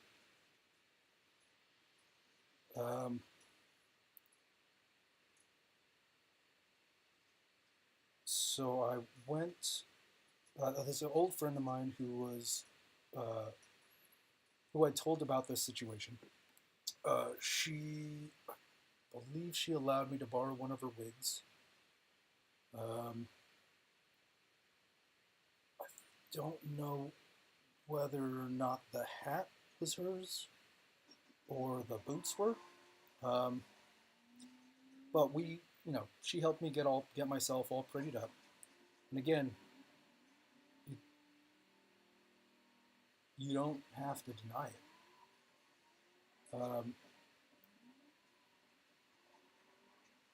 We went out to dinner. I think I had a hamburger over at Mel's Diner down in San Francisco. And then I caught the 38 Geary all the way back to my place. If anyone knows where, anyone is familiar with San Francisco, there's a Mel's Diner on 5th and Market, 5th and Mission, excuse me. So I took the 38 from there over to my place, which was down in the Richmond district. So that is a long bus ride and address, during which time a number of people were increasingly uncomfortable with my presence. So I think that speaks a lot to the concepts of, or at least the ideas of what San Francisco is like. Now the caption is one that I added recently. It was a joke between me and another friend who was at the party, which, by the way, again, great time. We got super drunk. I ended up making out with another woman, being that I was a woman that night. It's just what it is. Anyway, good time.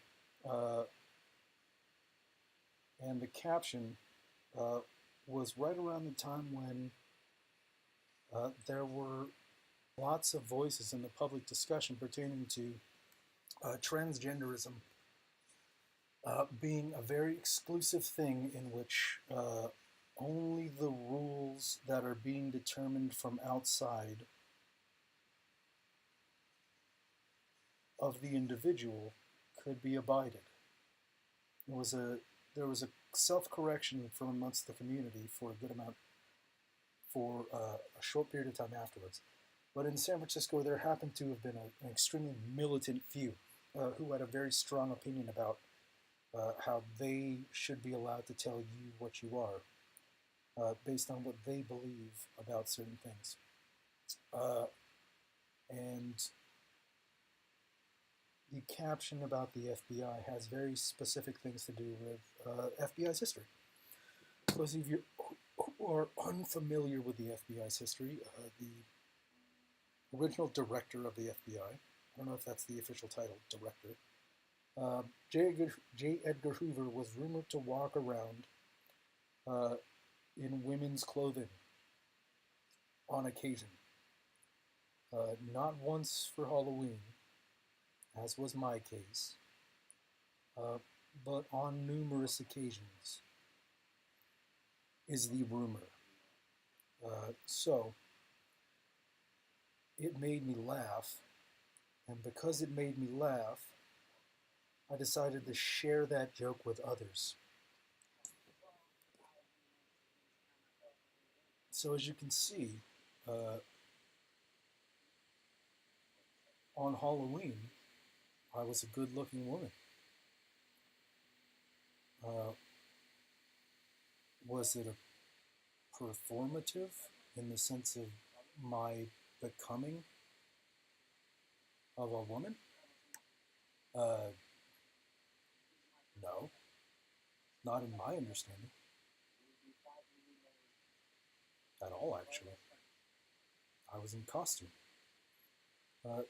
In the Judith Butler piece, there's a slight distinction that's made between performance, which is the drag thing, and performativity, which is the becoming of a political subject within a field of, within a discursive field that produces that subject.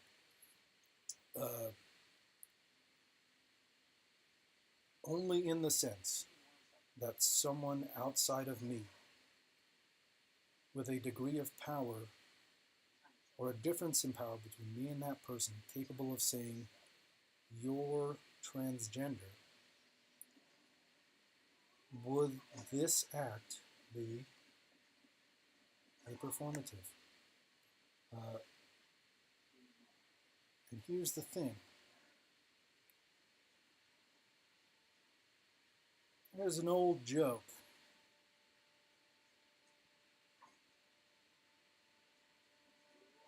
My kids used to tell one another back in my day.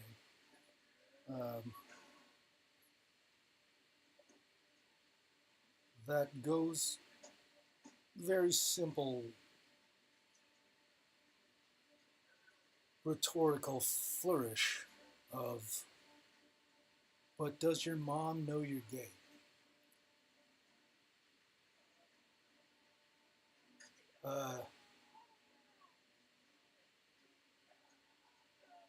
Sort of why this whole thing is extremely silly to me.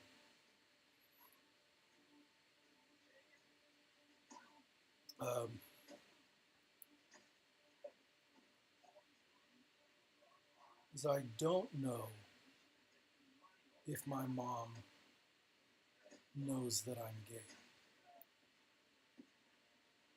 The reason I don't know that is because I'm a heterosexual male. And by definition,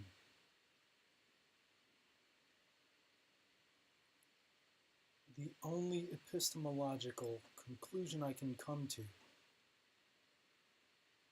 if someone were to ask me that question, if someone were to ask me the question, does my mom know I'm transgender, would be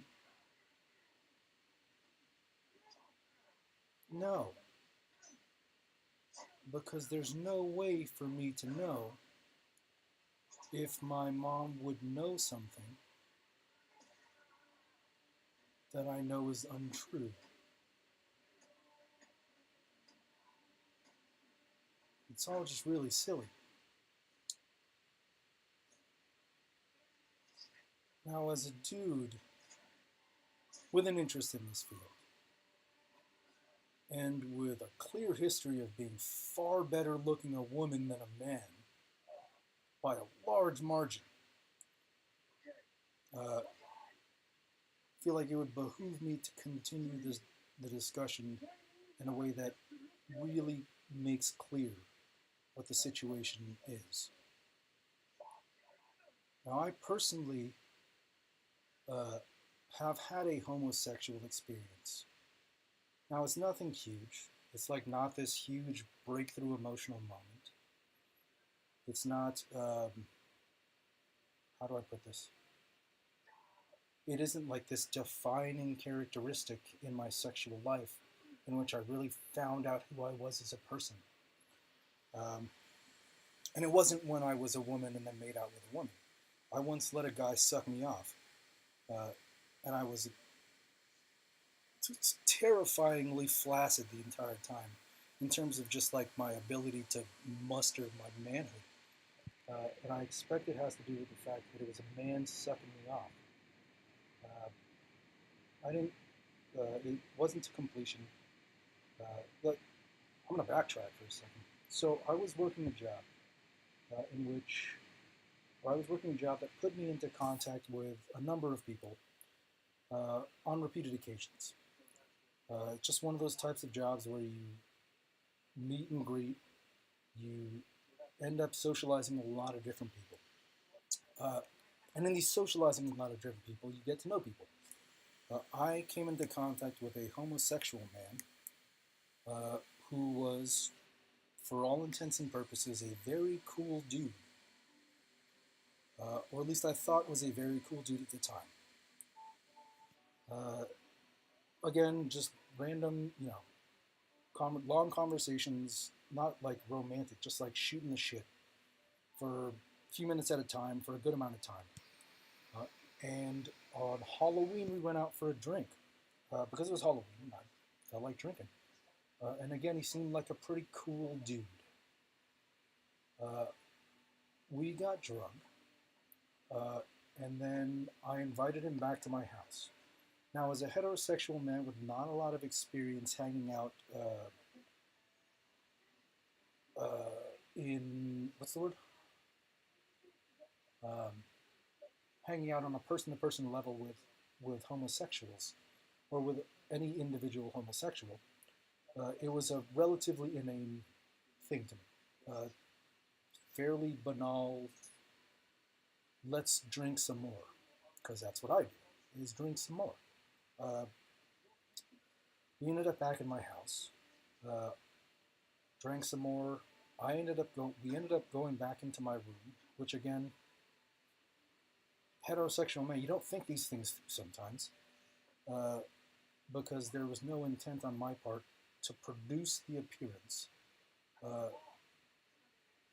that there was something going to happen. Uh, on the ride back to the house, he began to grow increasingly uh, handsy, I guess is the best way to put it. Which was irritating, but he was drunk and I was drunk, and I was like, whatever, he's a gay dude. For a short moment, I was like, I get this. Gay guys are like this. That makes sense now. We get back to the house, we drink more. I say, hey, I'm going to bed. If you don't want to sleep on the couch, you can hang out in the room. Again, not really thinking through, because I don't understand that. How do you think that through? No, I can already hear the straight dudes in Jamokes being like, well, dude, in. But how many times have you fucking had your boy sleeping on the floor next to your bed? Or on the same bed? It's really not like a thing. Again, he was just sort of a cool dude, not a big deal. And then I'm in bed, and then he begins to touch me, is the way to put it, which was very uncomfortable for me. And then he started rubbing his boner on me. This is where it starts to get ridiculous. And then I whip around and I grab him by the cock, defensively, like I'm about to fight it. I'm like, this is what you want, right? And it's a confrontation at that point. And it scares him. It scares the guy, because he is unaware of my willingness to confront people about these types of things. It felt like it felt like all the stories I've been told by all of my women friends that find themselves in weird situations and then defensively fuck the shit out of some dude. It scared this guy off, in the sense that he was immediately taken aback. He was immediately overcome with emotion, and was increasingly uncomfortable with the situation.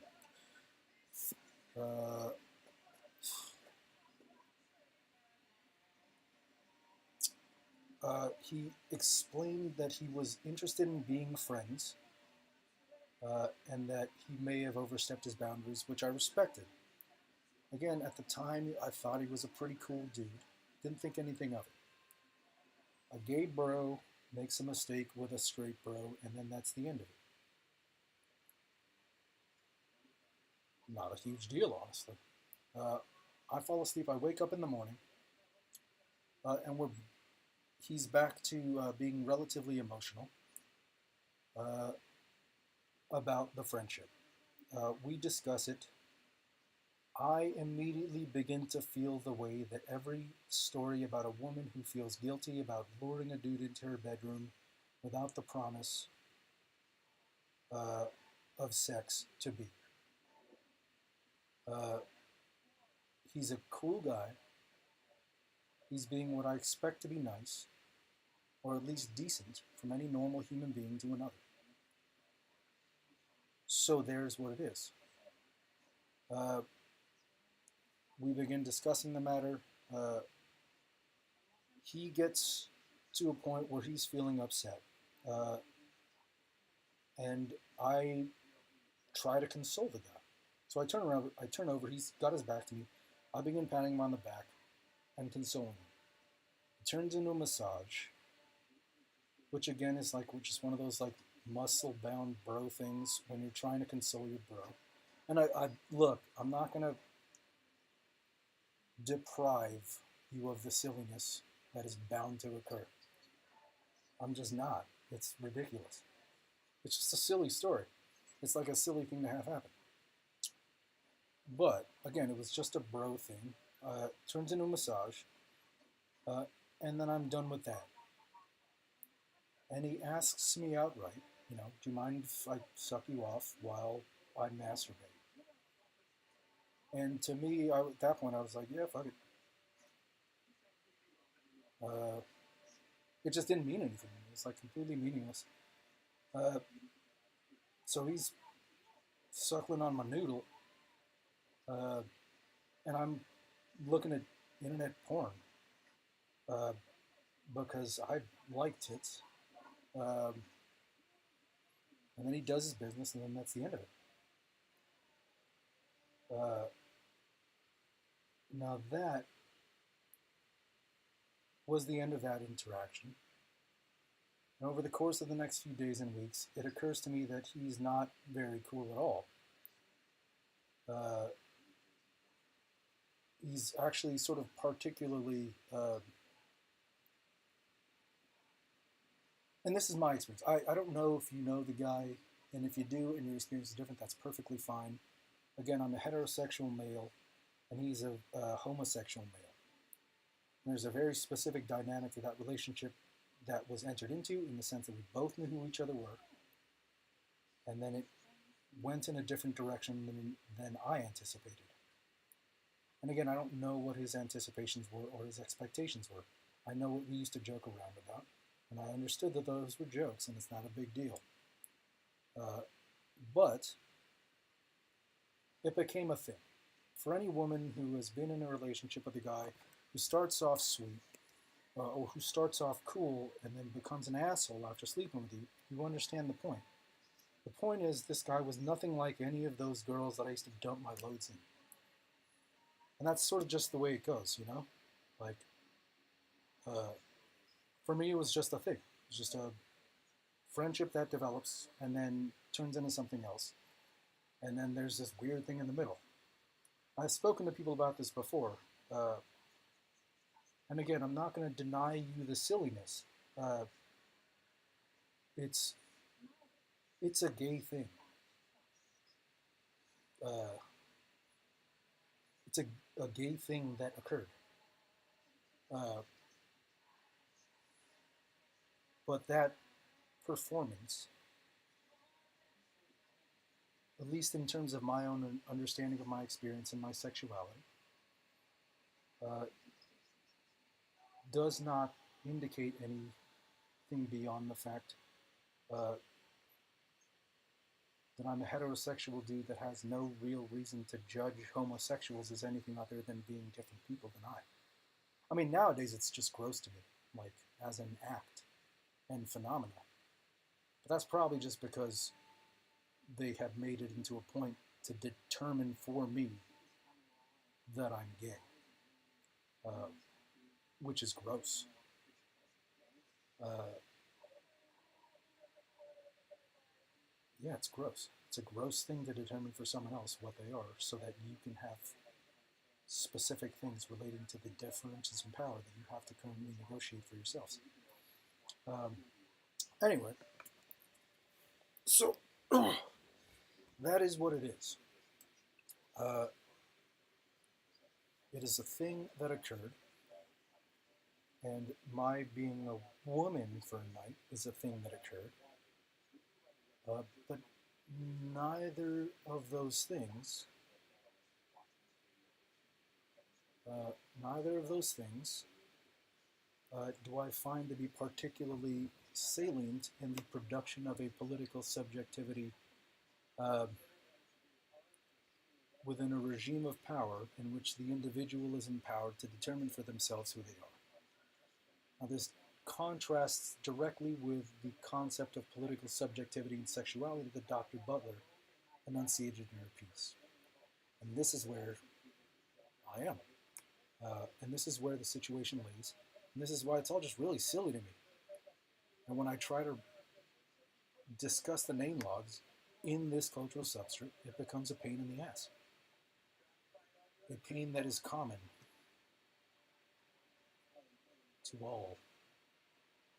Anyway, moving on, I'm going to conclude this reading, or this module, with a reading from a book by Miguel Sicart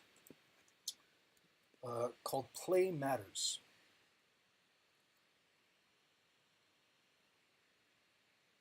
For those of you that are aware, again, the main logs, my writing, is all occurring because of a very specific thing that has been produced. It's a video game. And for all of my doing within the video game, I see it as a form of play, which is what this is all supposed to be in terms of its utility to me. As I mentioned, there's the name logs, which is one thing. And then there is my intellectual interests.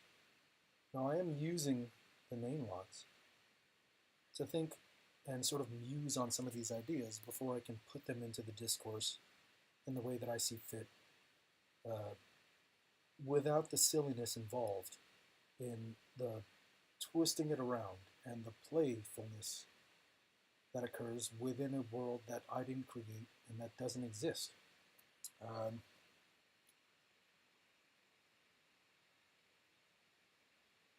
And 3 years in, with my decision to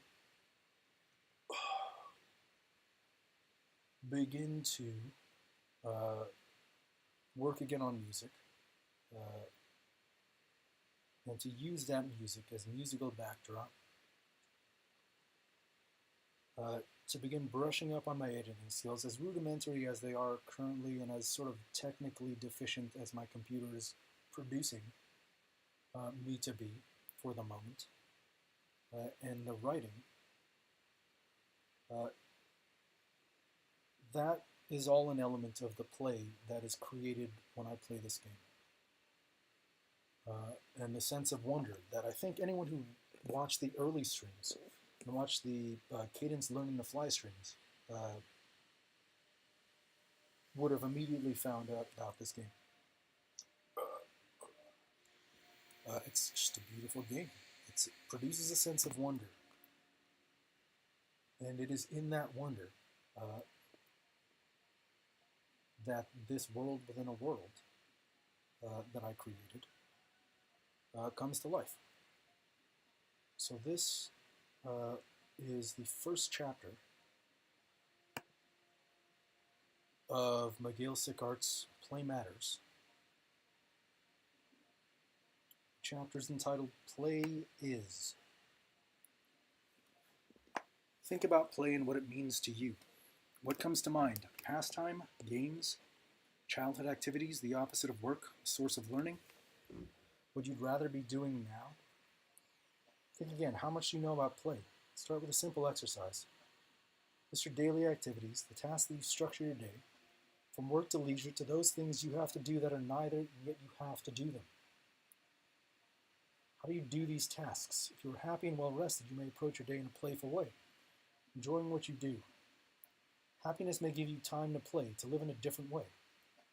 The temptation of enjoying and living life through play, of having fun, is always present. To play is to be in the world. Playing is a form of understanding what surrounds us and who we are, and a way of engaging with others. Play is a mode of being human. We live in exciting times. We have encountered the argument that games are now everywhere, and intellectuals, artists, policymakers, and institutions are games for serious and trivial purposes. You might have also read that games will be the dominant cultural form of the 21st century. There's even talk among game developers of the 21st century being the ludic, as in play-centric century. I disagree to a certain extent. Games don't matter. Like in the old fable, we are fools looking at the finger when someone points at the moon. Games are the finger. Play is the moon. What is true is that play is a dominant way of expression in our first world societies. We play games, but also with toys, on playgrounds, with technologies and design. Play is not just the ludic, harmless, encapsulated, and positive activity that philosophers have described. Like any other form of being, play can be dangerous. It can be hurting, damaging, antisocial, and corrupting. Play is a manifestation of humanity, used for expressing and being in the world. To understand what play is, I propose here a portable theory, or rhetoric of play. Instead of deriving an understanding of play from a particular object or activity, like war, ritual, or games, I see play as a portable tool for being. It's not tied to objects, but brought by people to the complex interrelations with and between things that form daily life. Why propose the theory of play now? In our culture, playful has become a positive word. The author of the 2011 biography of Steve Jobs uses playful as a word of praise for the design of Apple computers, originally conceived to contrast with dull corporate machines. Apple's playful design appropriated cues from an understanding of play as a personal expression, beauty, countercultural politics, and moral values. That is the value and place of play in our culture.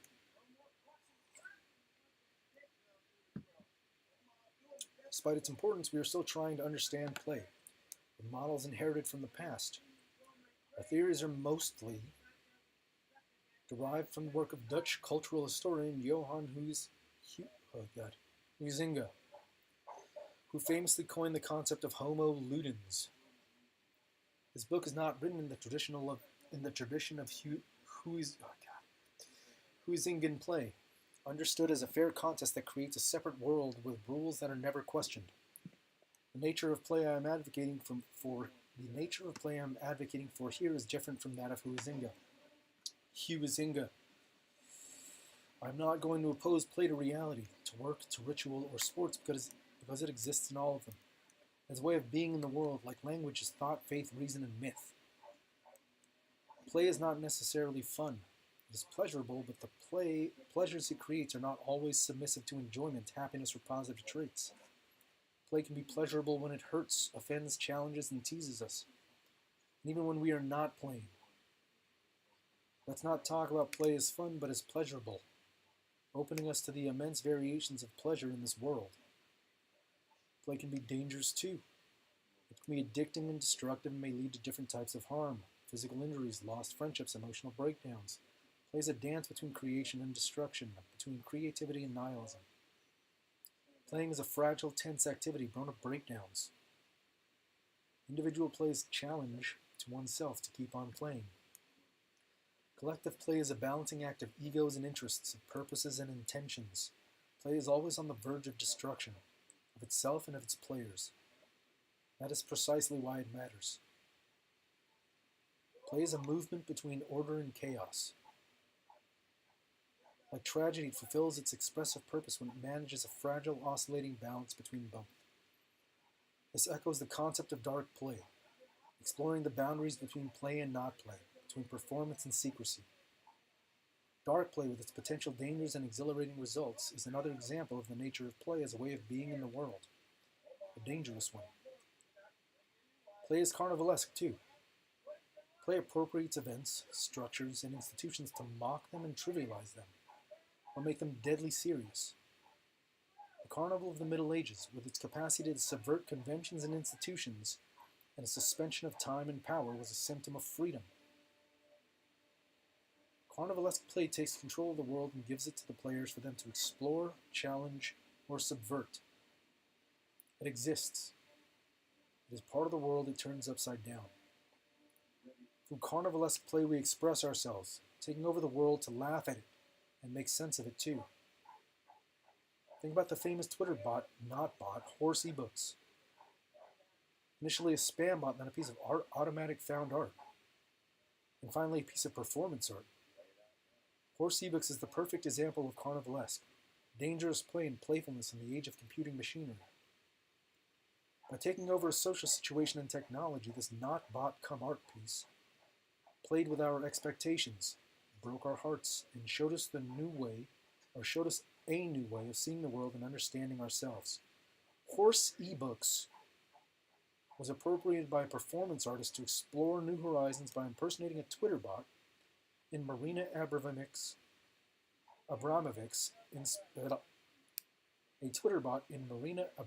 inspired durational arts.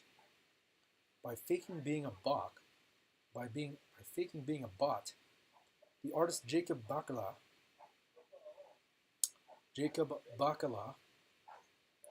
teased our perception of Twitter and the technologies to which we relinquish our entertainment. The sense of betrayal that some felt when Horse eBooks was revealed to be human can be understood only as an example of carnivalesque dark play and the ways in which it can painfully enrich our lives. This is also not a theory of play through games. Games don't matter that much. They are a manifestation, a form of, and for play, just not the only one. They are the strongest form, culturally and economically dominant. But they are part of an ecology of playthings and play contexts. From toys to playgrounds, from political action to aesthetic performance, through which play is used for expression. The book explores this ecology, from conventional computer and board games to sports activism, critical engineering, interaction design, toys, and playgrounds. Play is the force that ties these cultural expressions together and makes them matter. I am aware of both my ambition and the obvious limitations of what I can do. Mine is a romantic theory, or rhetoric, of play, based on an idea of creativity and expression that has been developed in the highly post-romantic cultural environment of the early 21st century. Again, these are the words of Miguel Sicart in the book Play Matters. I write this theory of play as a reaction to the instrumentalized mechanistic thinking on play championed by postmodern cultural industries. This is a theory that acts as a call to playful arms, an invocation of play as a struggle against efficiency, seriousness, and technical determinism. If and when this era passes, my theory will be rendered obsolete. But right now we need to think about play matters and reclaim play as a way of expression, a way of engaging with the world, not as an activity of consumption, but as an activity of production. Like literature, art, and song and dance, like politics and love and math, play is a way of engaging and expressing our being in the world. In fact, play is a fundamental part of our moral well-being, of the healthy and mature and complete human life. Through play, we experience the world, we construct it and we destroy it. And we explore who we are and what we can say. Play frees us from moral conventions, but makes them still present so that we are aware of their weight, presence, and importance. We need play precisely because we need occasional freedom and distance from our conventional understanding of the moral fabric of society. Play is important because we need to see values and practice them and challenge them so that they become more than mindless habits. We play because we are human. We need to understand what makes us human, not in an evolutionary or a cognitive way, but in a humanistic way. Play is the force that pulls us together. It's a way of explaining the world, others, and ourselves. Play is expressing ourselves, who we want to be or who we don't want to be. Play is what we do when we are human. So what is play? For a long time, my day's been structured around play. Lego bricks, toy cars precede my breakfast. The drop 7 and spell tower lull me to sleep. Noby boy helps me wait by the printer, and desert bus accompanies me in academic settings. My life takes place in the time between play. This is perhaps the reason I believe that play articulates time. Not a day, week, month, and year are just arbitrary segments that we use to keep track of the times we play. Let me foolishly try to define what play is. Play, like any other human activity, is highly resistant to formalized understanding. Since I will fail too in trying to define it, I want to do so with a minimal definition of play, aware of its fragile connection with a present time. Let's start then by understanding what play is. Play is contextual. A colloquial understanding of play, that context of play is the formally bound space determined by the rules in the community of play. Context is more complicated. It's a messier network of people, rules, negotiations, locations, and objects. Play happens in a tangled world of people, things, spaces, and cultures. An obvious example is provided by sports.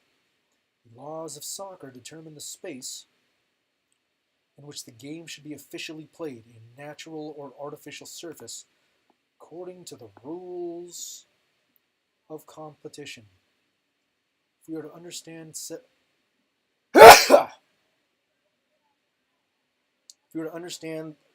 semi-professional soccer, the context should also include the stadium or training grounds open to spectators. as well as the location of the grounds in the larger urban space. It is not the same to play pickup games of soccer in poor neighborhoods, as it is in more affluent ones. The materiality of the game changes, and so do the interpretations of the rules and even the playstyles. Context comprises the environment in which we play, the technologies with which we play, and the potential companions of play. Context is the network of things, people, and places needed for play to take place. A playground is pure play context, separated space devoid of any other functionality than being a context for playing. It's also true that almost any space can become a playground. How do you know that a particular context is a context for play? Often there are cues embedded in objects that signal a space, thing, or collective that are there to play. Often there are cues embedded in objects that signal that a space, thing, or collective are there to play. Masks, disguises, merry-go-rounds, and computer controllers all point to the idea that play is possible in that context. Players interpret spaces and situations as potentially open to play when they perceive those cues. Artificially created objects or situations then can signal play. Play happens mostly in contexts designed for that activity. It is important to understand that play, unlike other forms of expression, can be designed. It is not designed exclusively in the Bauhaus-inspired tradition of a creator who shapes an object for a function, but in a weaker sense. Designed is mediated by things created to facilitate the emergence of play. I'm going to read that again. Artificially created objects or situations then can signal play. Play happens mostly in contexts designed for that activity. It is important to understand that play, unlike other forms of expression, can be designed. It is not designed exclusively in the Bauhaus-inspired tradition of a creator who shapes an object for a function, but in a weaker sense. Designed is mediated by things created to facilitate the emergence of play. That is why play and computers get along so well. As universal machines, computers need to have instructions designed for them so they can execute an activity. Similarly, play requires a certain element of design, material, or contextual, or both, so we know we can play, or we can be playful. This is why play thrives in the age of computing machinery. A way of understanding how these contexts are designed is to think about rules. From the strictly observed rules of professional sports to the fluid and unstable rules of children's games, play and rules go together. Rules are the formal instruments that allow the creation and shared identification in the context of play. All contexts of play have rules of some type. Much has been written on the nature of rules, and it is not my intention here to explain or debate what rules are. Play is derived, mediated, and situated by the use of rules. A rule determines where we can play, when we stop playing, and when we can re-enter the play context. A rule is written on a piece of paper or in several lines of code, upheld by a referee or a piece of circuitry or a group of friends or even history and spaces like house rules. Rules are facilitators that create a context of play, frames within which play takes place. However, rules are only one element of the context of play, and not the most important. They are necessary but not sufficient for play to exist. Players in a certain will to play are needed to engage in play. More important, rules are not sacred. They are nodes in the complex network of the context of play, servants to the action of playing. Rules are another prop that can be targeted by the transformative capacities of play. Traditionally, rules have been seen as the only immutable element of play. If rules were broken, play would finish, and whoever broke the rules would be morally guilty. More modern takes on play see the rules as more flexible and interpretive. Discussing and interpreting rules is a crucial part of the play activity. This negotiation consolidates the context of play. A key ingredient of playing is thinking, manipulating, changing, and adapting rules. Rules, servant to the context, evolve while we play to address the necessities of particular play situations. Play is also an activity in tension between creation and destruction. Play is always dangerous, dabbling with risks, creating and destroying, and keeping careful balance between both. Play is between the rational pleasures of order and creation, and the sweeping euphoria and destruction and rebirth, between the Apollonian and the Dionysic. For Nietzsche, tragedy summed up two colliding tensions in Greek culture. Nietzsche, the culture of order and the culture of drunken disorder, the art of sculpture and the art of music. While artists moved between both, the genre of Greek tragedy effectively merged them both. The order and sobriety of the Apollonian was tensely opposed to the embodied, passionate, rational, and irreverent Dionysic art. The Apollonian and Dionysic tendencies explain how players navigate the context of play. When playing, we struggle to make sense of the world by constructing our actions within a context. That struggle is not only with the obstacles and needs that play imposes upon us, but also with the permanent temptations that happen in play. The temptation of breaking the context, breaking the rules, corrupting play, or, on the opposite side, letting go of all those elements of rationality and structure, and letting ourselves loose in the intoxicating pleasures of play. Lego provides an example of this tension. When building something without following any plans or instructions, I sometimes feel the temptation to build the tallest possible structure just to see it fall. I pile pieces on top of pieces, in precarious balance, just to reach the highest possible point. Then I then look at my oeuvre and push it. The pleasure of the wasted time, of the pieces scattering as they hit the floor, is the pleasure of destructive play. The Dionysic ending of my Apollonian world building. Play is the struggle between order and chaos, between the will to create and the will to destroy.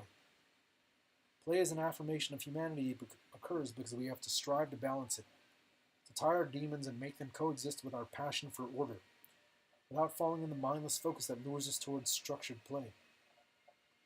We play by taking only, moderately seriously, the Apollonian structures of the game and not letting the intoxicating destruction deprive us of the virtues of submitting to order.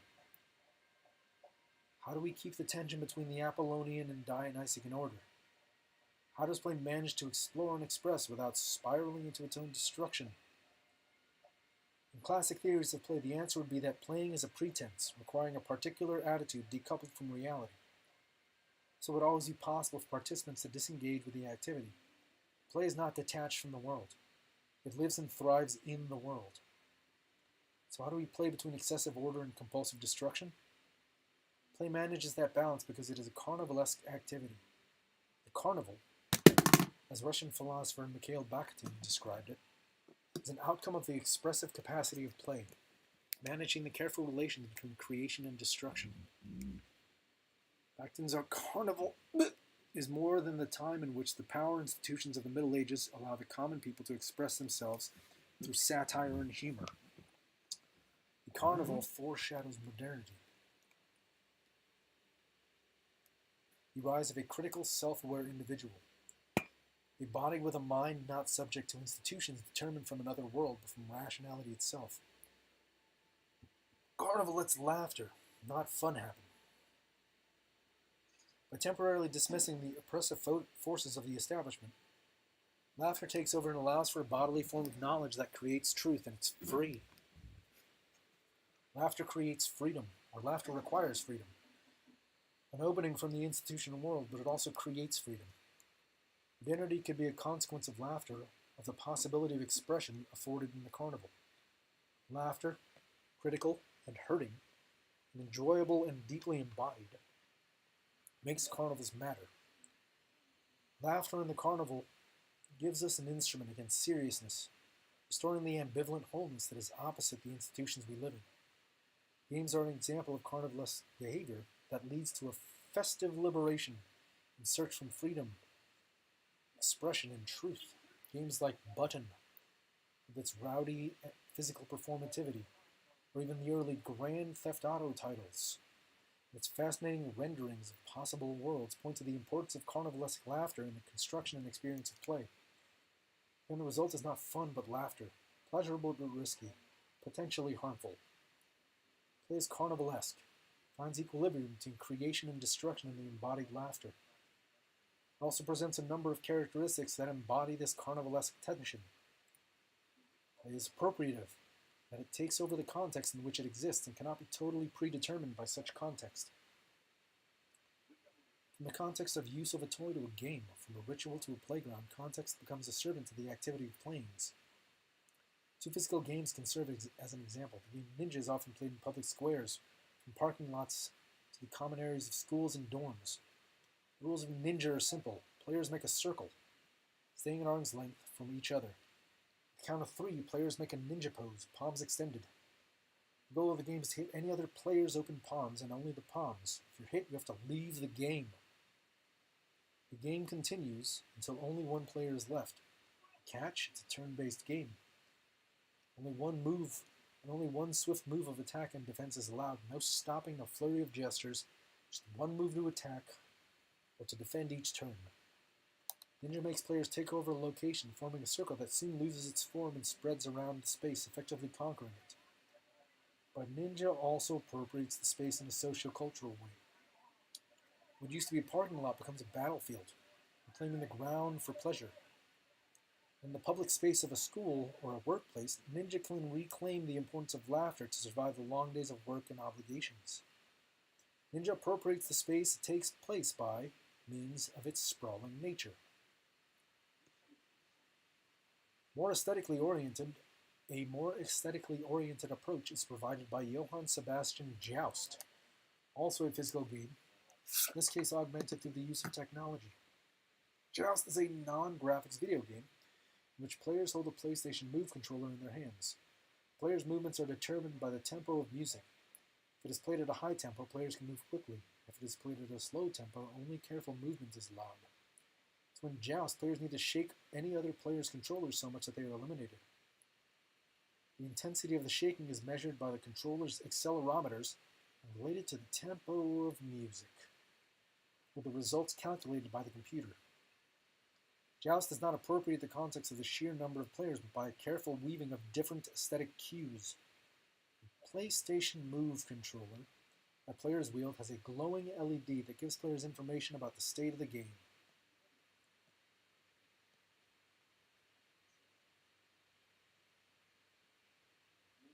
Joust is also a music game, so it has to be heard, not just seen. And the game performs like a dance.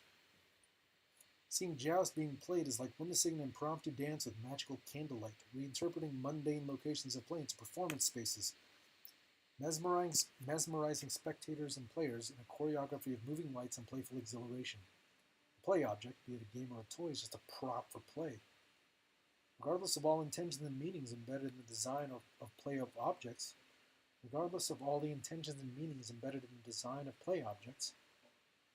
play will always force us to contextualize the meaning of things involved in playing. Play appropriates the objects it uses to come into existence. Play is disruptive as a consequence of being appropriate. When it takes over the context in which play takes place, it breaks the state of affairs. This is often done for the sake of laughter, for enjoyment, for passing pleasures. But like all other passing pleasures, play can also disruptively reveal our conventions, assumptions, biases, and dislikes. In disrupting the normal state of affairs by being playful, we can go beyond fun when we appropriate a context with the intention of playing with and within it. And in that move, we reveal the inner workings of the context that we inhabit. An interesting example of the potential disruptiveness of play is the activist performance Camover. In Camover, players are encouraged to destroy CCTV cameras in a specific urban environment and are awarded points for doing so. Points are made available and visible on a website. This political and illegal action uses game-like elements such as points or the creation of a shared play community that evaluates the player's performance to communicate a political message. Camover disrupts the urban context through violent and dangerous play, engaging with the political situation in the urban space where play is taking place.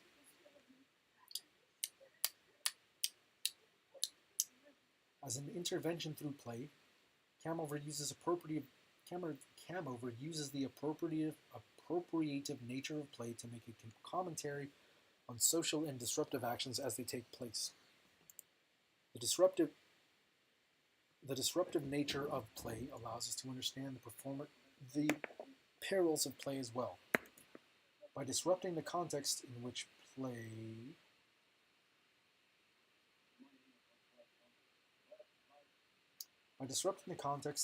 it takes place, play is creative, expressive force, but this force has its dangers too. Dark play is an exploration of the wild side of play in which players decide to engage in an activity like camo to force an emotional response in those who do not recognize they are actually playing. The disruptiveness of play is used to shock, alarm, and challenge conventions.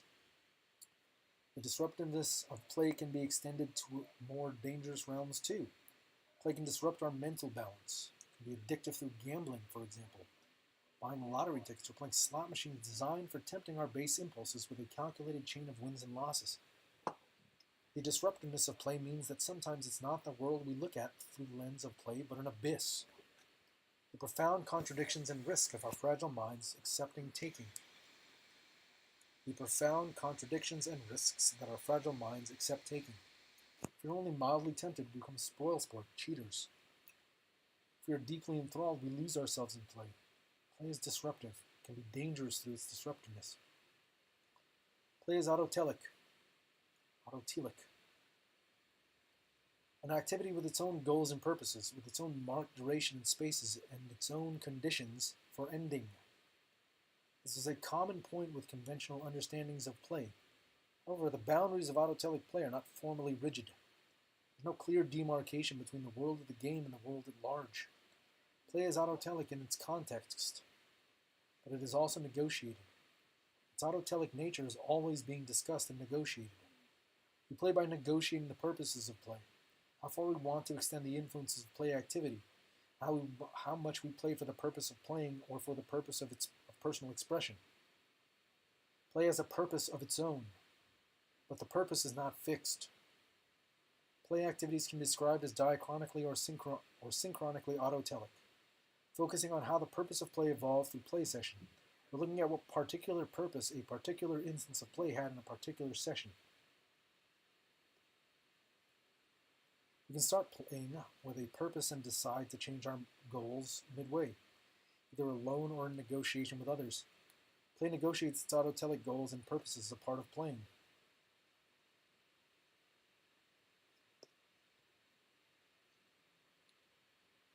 The disruptiveness of play is used to shock, alarm, and challenge conventions. I already read that part. Where is it?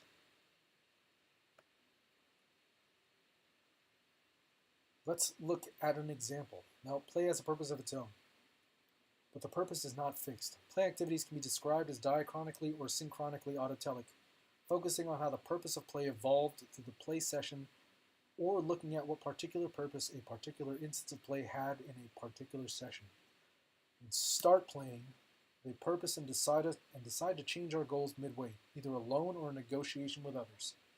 Play negotiates its autotelic goals and purposes as part of playing. Let's look at an example. The purpose of playing a game like Vesper 5 that allows players to make only one move a day. We don't play it for the action or for the way it entertains us. Vesper 5 gives us a ritual that is play too. We play it to explore, to learn about ourselves because we find it interesting, because it has meaning for us and we let it in our lives every day. One move, then, a 24-hour wait. This exercise in patience, a game, yes, in which we play more than just the game, is also companion, a timed excuse for playing every day. Its purpose is to exist, to let us play, and the purpose of playing with it is nothing else than just playing. Playing Vesper 5 is also negotiating why and how we play the game. Play is creative in that it affords players different degrees of expression inherent in the play activity itself. Playing is both accepting the rules of the game and performing with them according to our needs, personality, and constitution of a playing community. Play is the act of creatively engaging with the world, with technologies, contexts, and objects, from play, from games to toys and playgrounds, exploring them through ludic interaction. Play creates its objects and communities. To play is to make a world, through objects with others, for others, and for us. It is a creative way of expression, shared but ultimately personal. Play creates itself through objects, rules, players, situations, and spaces. A good example of this expression is the development of tactics in games. Playing a game, players develop tactics, as temporally based interpretations of the context of play, suited for particular modes of interaction toward particular goals. Some of them may be a part of the game and some are purely personal. The tactics are the on-the-fly creative interpretation of a game through the activity of playing it. Play is personal. Even when we play with others, the effects of play are individual, attached to our own sentimental, moral, and political memories. Who we are is also who plays, the kind of person we let loose when we play. Our memories are composed of these instances of play, the victories, defeats, but also the shared moments. Play is not isolated in our eventful lives. Bam! In fact, it is a string with which we tie our memories and our friendships together. Play is a trace of the character that defines us. Play is a finding expression. It is letting us understand the world, and through that understanding, challenging the establishment, leading for knowledge, and creating new ties or breaking old ones. But ultimately, whatever we do in play stays with us. Play is a singularly individual experience, shared yes, but meaningful only in the way it scaffolds an individual experience of the world. Through play, we are in the world. Play is like a language, a way of being in the world, making sense of it. It takes place in a context as a balance between creation and destruction, between adherence to a structure and the pleasures of destruction. Playing is freedom. Play is being in the world through objects towards others. We play not to entertain ourselves or to learn or to be alienated. We play to be. And play gives us, through its characteristics, the possibility of being. As Sicart put it, the desire to play is fundamentally the desire to be.